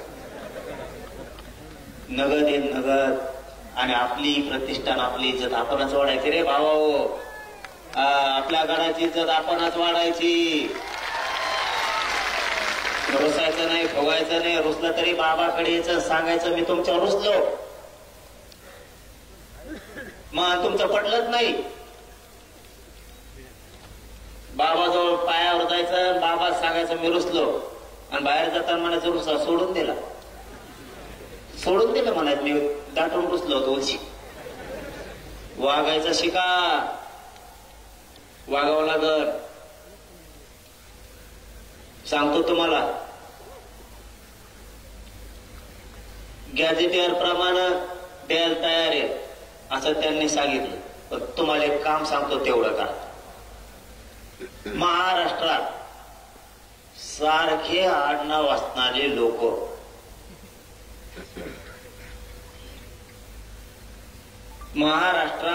सारखं आडनाव असणारे लोक म्हणजे महाराष्ट्रात तुमच्या आडनावासारखं कोणाकडेही कुणबी प्रमाणपत्र जर निघालं असलं तर त्याचं शपथपत्र घेऊन मराठवाड्यातल्या लोकांनी अर्ज दाखल करा. नुसतं बोंबलू नका. आरक्षण नाही काम करा. पुन्हा एकदा सांगतो, नीट देण द्या. ए मागचे काय बुळबुळ करता रे, हालू नका. काय उपयोग आहे मुंबईत जाऊन? काय मुंबईला तुमचं आता काय सांगावं तुम्हाला.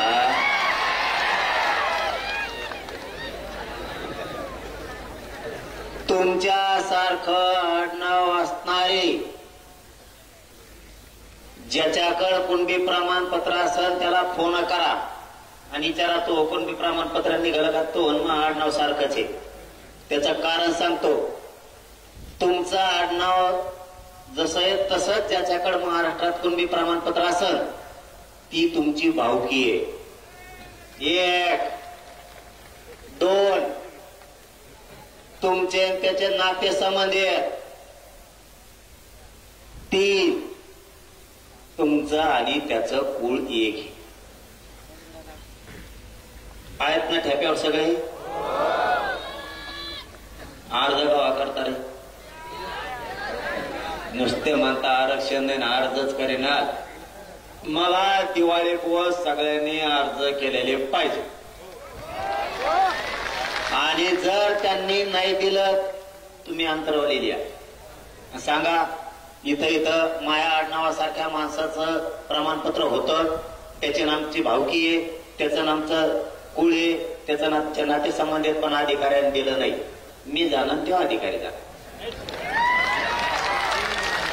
प्रतिज्ञापत्र लिहून घेताना हेच तर महत्वाचं. काय उपयोग आहे?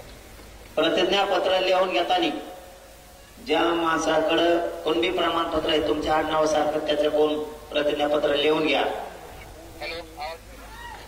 की हा म्हणजे कुणबी प्रमाणपत्र त्याच्याकडे तिने लिहून द्यायचं.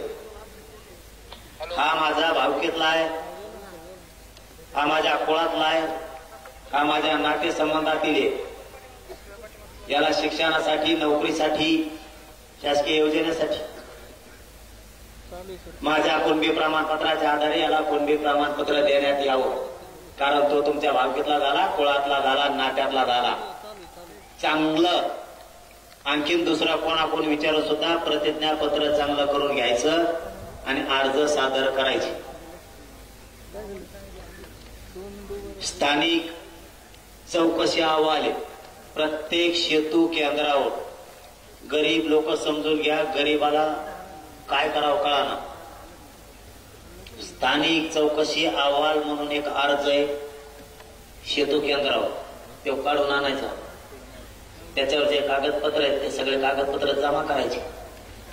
ते कागद घेऊन तहसीलदारकडे जायचं आणि तहसीलदारला सांगायचं, महा कुणबी जात प्रमाणपत्र निघण्याचा अर्ज भरून घे. तो म्हणून कागदपत्र आधी अर्ज देतो आणि कागदपत्र घेऊन ये. त्याला म्हणायचं अर्ज देतो नाही, कागदपत्र घेऊन आलोय, अर्ज भरून घे आणि प्रमाणपत्र दी. कळाला आता मोकळं. आता ह्यो मुद्दा क्लिअर झाला. आता राहिला मुद्दा शेतकऱ्याचा. माझं सरकारला जाहीरपणानं सांगतो, 1 मराठवाड्यात आणि मराठवाड्याच्या लगतच्या जिल्ह्यात ओला दुष्काळ जाहीर करा. त्याशिवाय माघार नाही. हे काम करायचंय दिवाळीच्या आत. सरकारनं हे काम दिवाळीच्या आत करायचंय. दुष्काळ, ओला दुष्काळ जाहीर करायचा. 1 70,000 रुपये शेतकऱ्यांना हेक्टरी भरपाई द्यायची कॅश. पिकं जळाले ना पाण्याने, 70,000 रुपये हेक्टरी कॅश द्यायची. मुद्दे झाले 2. मनोज जरांगे बोलतो ते करतो. त्यामुळे तुम्ही मुद्दे ध्यानात ठेवा. आता तुम्ही समजायचं, आता मात्र शेतकऱ्यांची खरी फाईट सुरू झाली. आता समजायचं तुमच्या पदरात पडलं, आरक्षण पडलं नाही आणि मी म्हणलेलं हे पडलंच म्हणून समजायचं. फक्त आता तुम्ही नीट डोकं लावून ऐकायचं आणि वेळ द्यायचा. वेळ देणार का? पहिला मुद्दा सांगितला, दुष्काळ ओला जाहीर करायचा दिवाळीच्या आत. दिवाळीच्या आत 70,000 रुपये हेक्टरी द्यायचे. कोणाला? शेतकऱ्याला पण सरसकट. सरसकट कोणाला? ज्यांचे शेत वाहून गेले नाही त्यांना.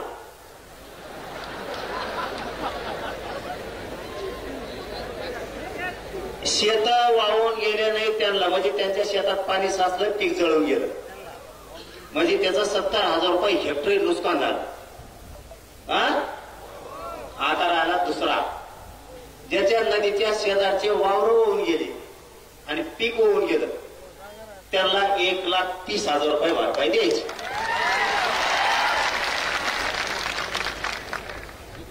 आपलं असंच असतं. तज्ञ नाही ना, अभ्यासक नाही, कोण नाही. त्या अभ्यासक भांगार सगळ्या दुनियाचे कुंकड काही सांगायचं तर आपल्या आपल्या हिशोबाने बरं गरीबाला मिळत. तज्ञ नको ना, अभ्यासक नको, तिकडं पुस्तक नालीत वाचित बसणार वड्यात. ज्याचं शेत वाहून गेलं आणि पीक पण त्याच्या बरोबर गेलं, त्याला 1,30,000 रुपये द्यायचे. हे झाले 2 काम. आणि तिसरं काम, ज्याचे जनावर वाहून गेले, ज्याचा कांदा वाहून गेला, ज्याची सोयाबीन वाहून गेली, ज्याची बाजरीचे खळे होणार होते वाहून गेले, त्याचे सोनं वाहून गेलं, त्याचं धान्य वाहून गेलं, यांना शेतकरी सांगल तसा पंचनामा करून 100% भरपाई द्यायची. म्हणजे घर पडलं, शेळ्या वाहून गेल्या, जनावर वाहून गेले, म्हशी वाहून गेल्या, काहींचे कांदे वाहून गेले, काहींचे बाजऱ्या काढल्या होत्या ते वाहून गेल्या, काहीचे सोयाबीन काढून ठेवलं होतं ते वाहून गेलं, काहीचं सोनं गेलं, घरातल्या भांडे वासनं गेले, मोटरी गेल्या, पाईप गेले, कोठा वाहून गेला, काहींचं भितळं घर वाहून गेले, काहींच्या नळ्या वाहून गेल्या, काहींचे सौर ऊर्जा वाहून गेले. जेवढं वाहून गेलं तितके पैसे एवढे द्यायचे. हे झाले 3. हे झाले 3. आता चौथं, शेतकऱ्याचे 15 रुपये कापायचे ठरले ऊसाचे.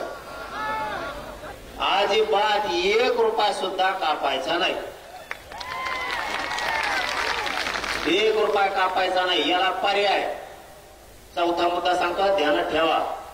आपल्याला आता लढाई करायची. चौथा मुद्दा, याला पर्याय देतो आम्ही. शेतकऱ्याच्या ऊसाचे पैसे कापूस तर ज्याला 10,000 रुपये पगार आहे त्याचे 2,500 कापा.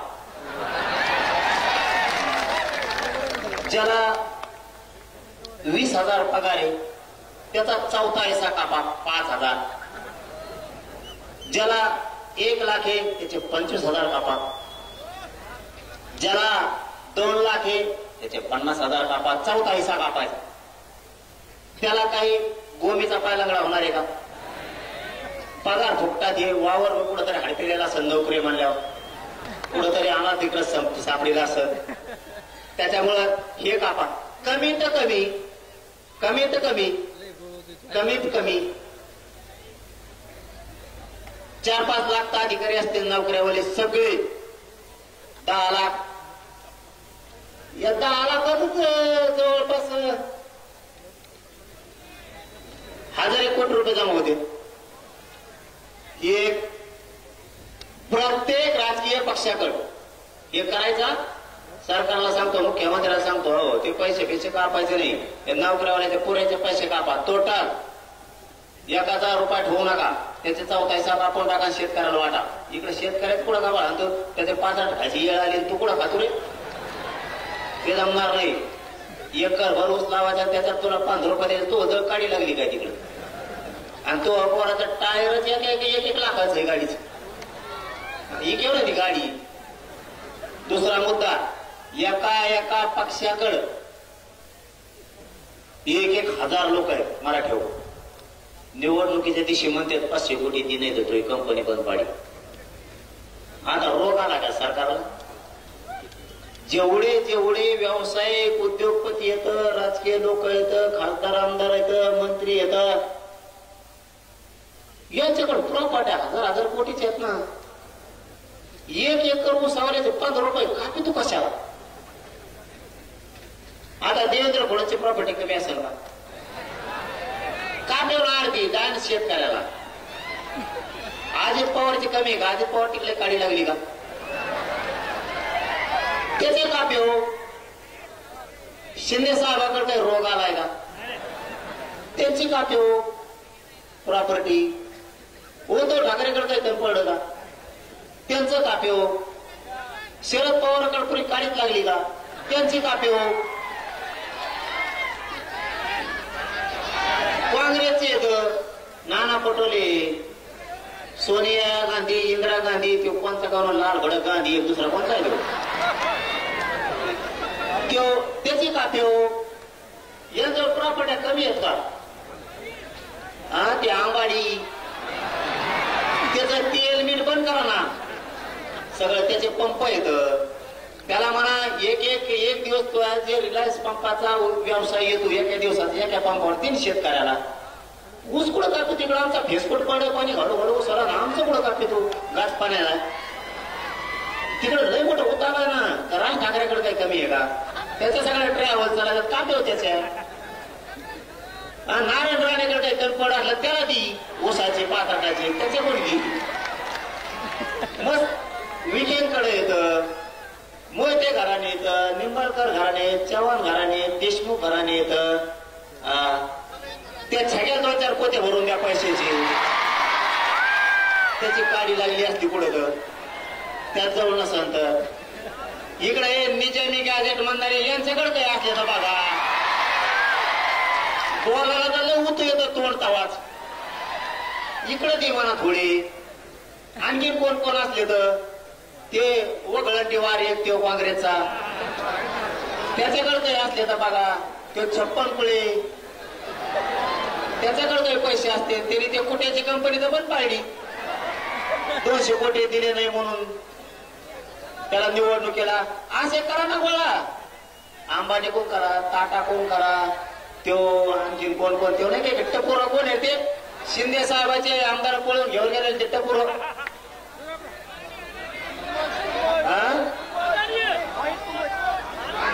ते नाही उंटावले नाकाचं ते कंबोडा काय नावन कुंकोण आल्यात पायदशी. त्याच्याकडे मार माझा पैसा आहे काढा नाही. कंबोडा का काय कोण काढून शिंदे साहेबाची सीट घेऊन पळून गेला हो कंबोडा. इतकं पुरं इमानात जाऊन तर काटाच्या बाहेर आलं इतकं उच्च जाऊन.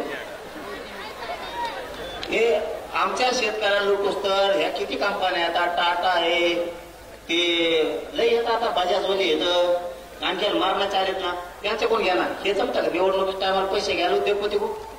हिऱ्याचे माणिक मोत्याचे व्यापारी येतं, आमचे जैन मारड येतं. मस्त होता आला ते हमेशा कवा शिराच वाटत लोकांना एवढं पैसे वाटा म्हणा.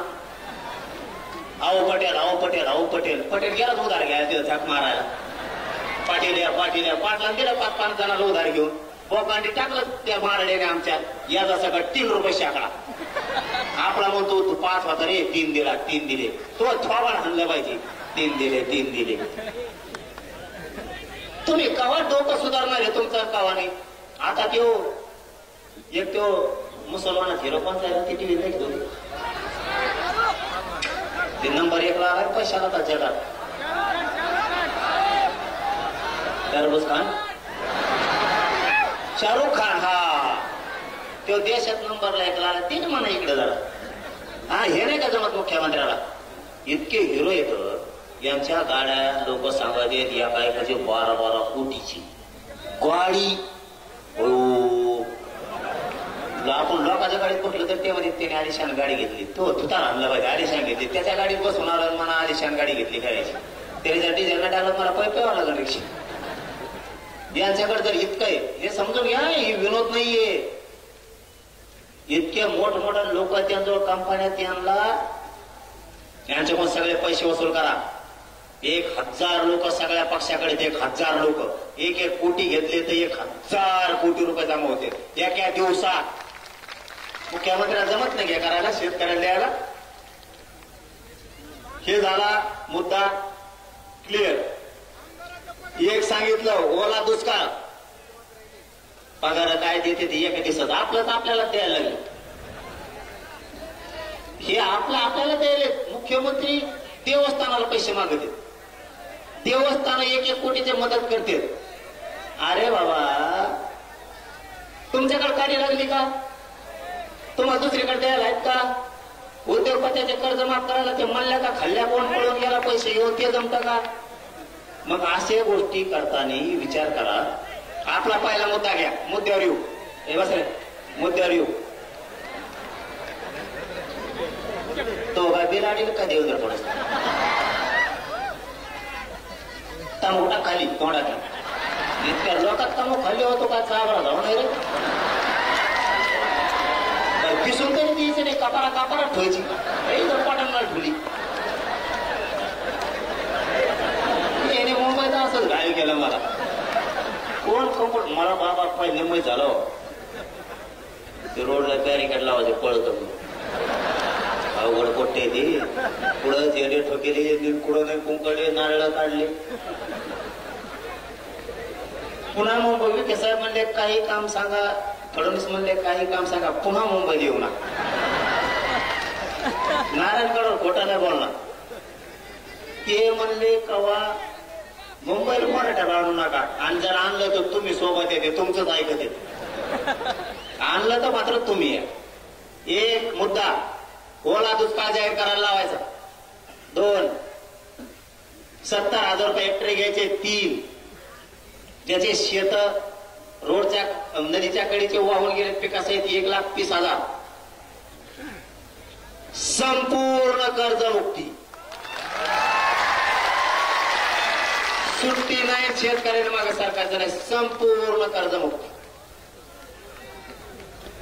5वा मुद्दा ज्या शेतकऱ्यानं विदर्भातल्या मराठवाड्यातल्या खानदेशातल्या पश्चिम महाराष्ट्रातल्या आणि महाराष्ट्रातल्या शेतकऱ्यांनी आत्महत्या केल्यात आतापर्यंत 20 वर्षात आतापर्यंत आत्महत्या केलेल्या शेतकऱ्याच्या कुटुंबाला शासकीय नोकरी सरकारनं द्यायची 6वा मुद्दा शेतीला हमी भाव घ्यायचा आहे त्याच्याशिवाय आंदोलन थांबवायचं नाही काहीच गरज नाही कोणाची आपल्याला जर हमी भाव दिला तर काहीच गरज नाही कोणाची आत्महत्या होत नाही काय नाही काय फक्त आता शेतकऱ्यांना ताईट व्हायला सावध 7वा मुद्दा शेतीला नोकरीचा दर्जा द्या तुम्हाला हे कळलंच नसणार आता हे काय शेतीला नोकरीचा दर्जा द्या म्हणजे तुम्ही म्हणता नोकऱ्या नाहीत ठीक आहे जो शेती करेल 10 एकरच्या आतला त्याला 10,000 रुपये महिना सुरू करा नोकऱ्या नाही तर पोरं का शेतात तरी कामं करतील 10,000 रुपये शेतीला नोकरीचा दर्जा द्या कोणाकोणाला नोकरी लागेल 10,000 वर हात करा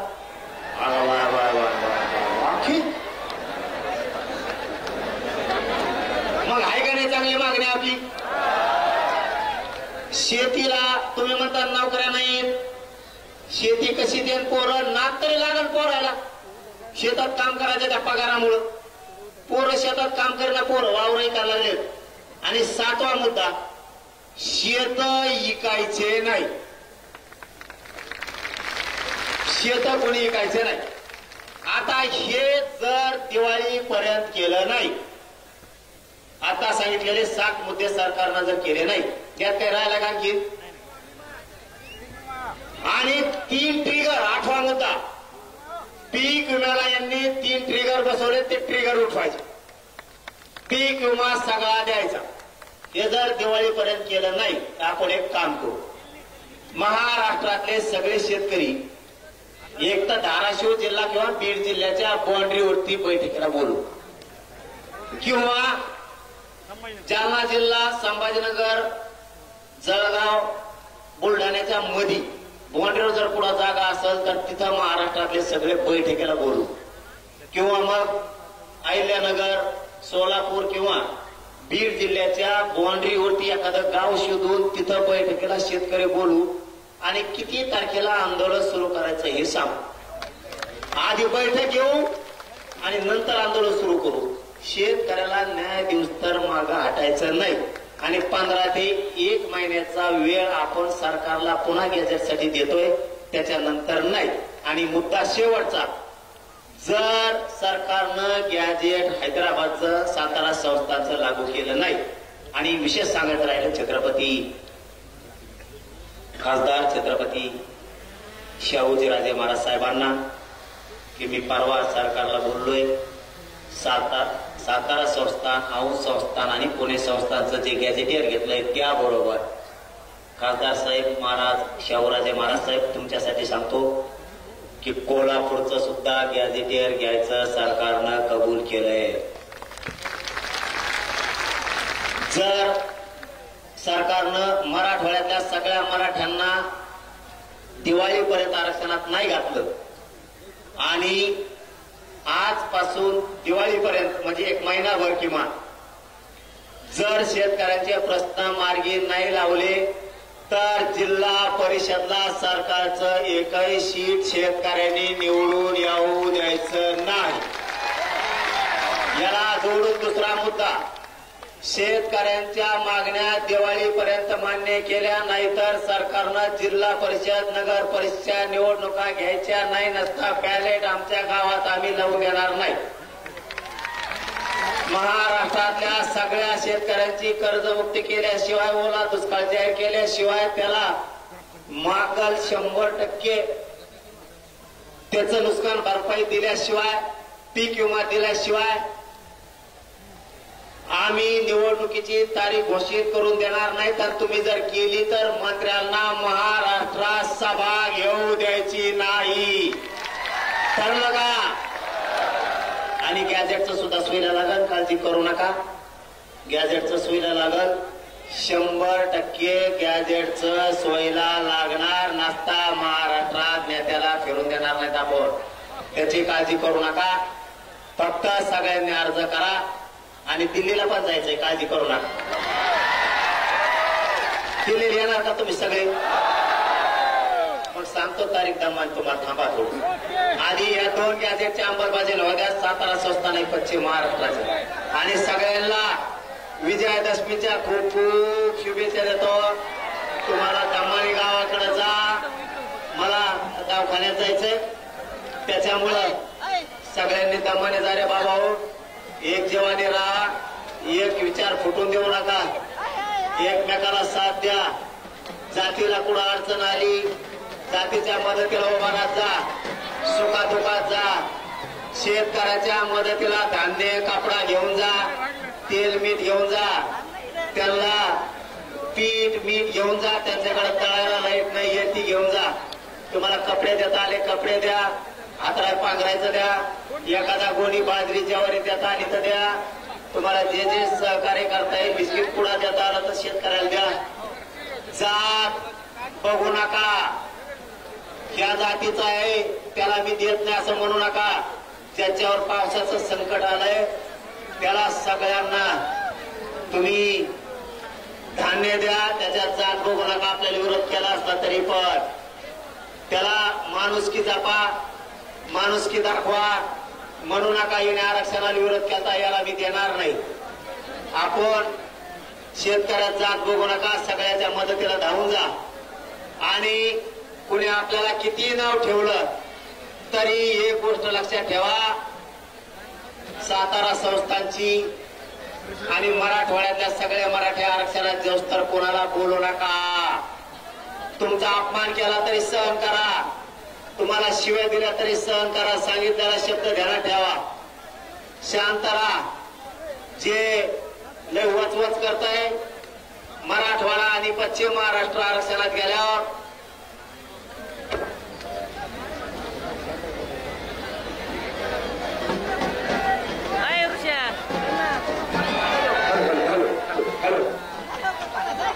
कोणी जर आपल्याला त्रास दिला, त्रास सहन करा, माझा ऐका.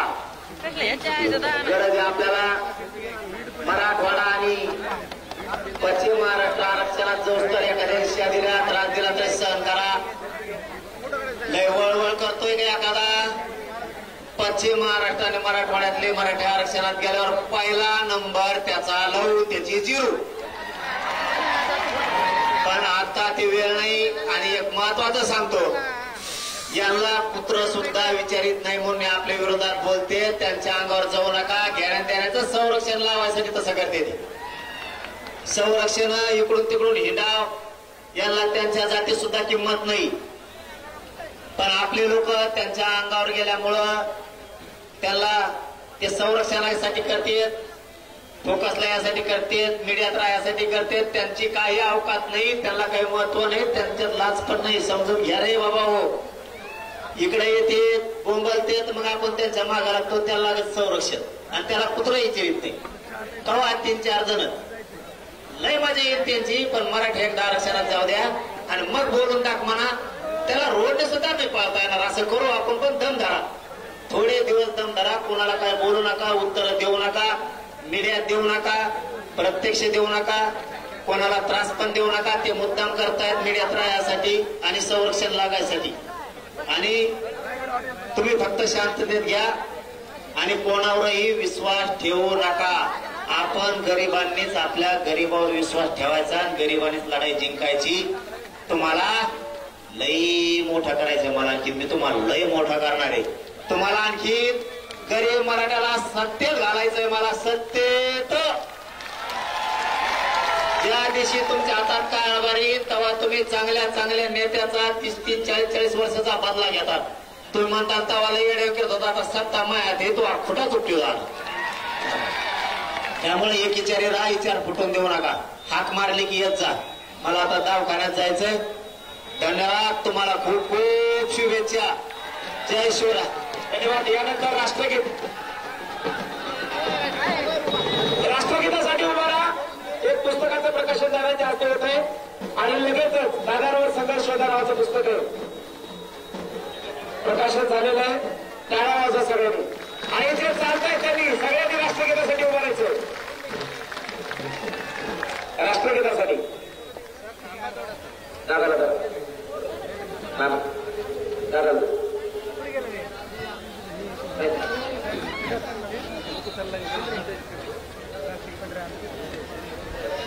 एक साथ सावधान. एक साथ राष्ट्रगीत शुरू करेंगे. शुरू कर. अधिनायक जय हे भारत भाग्य विधाता. पंजाब सिंधु गुजरात मराठा द्राविड उत्कल बंग. विंध्य हिमाचल यमुना गंगा उज्जल जलधि तरंग. तव शुभ नामे जागे, तव शुभ आशीष मागे. गाये तव जय गाथा. जनगण मंगलदायक जय हे भारत भाग्य विधाता. जय हे जय हे जय हे जय जय जय जय हे. भारत माता की.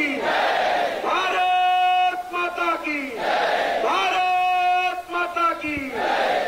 नगर नारायण महाराज की. यानंतर गंगाधर राणा काळकुटी पाटील आभार व्यक्त करतील. आभार.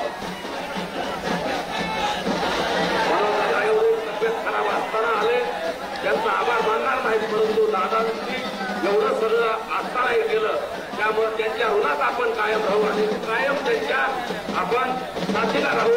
हा त्यांना आपण सगळे शब्द देऊ. हाच आपला त्यांना आभाराचा शब्द आहे.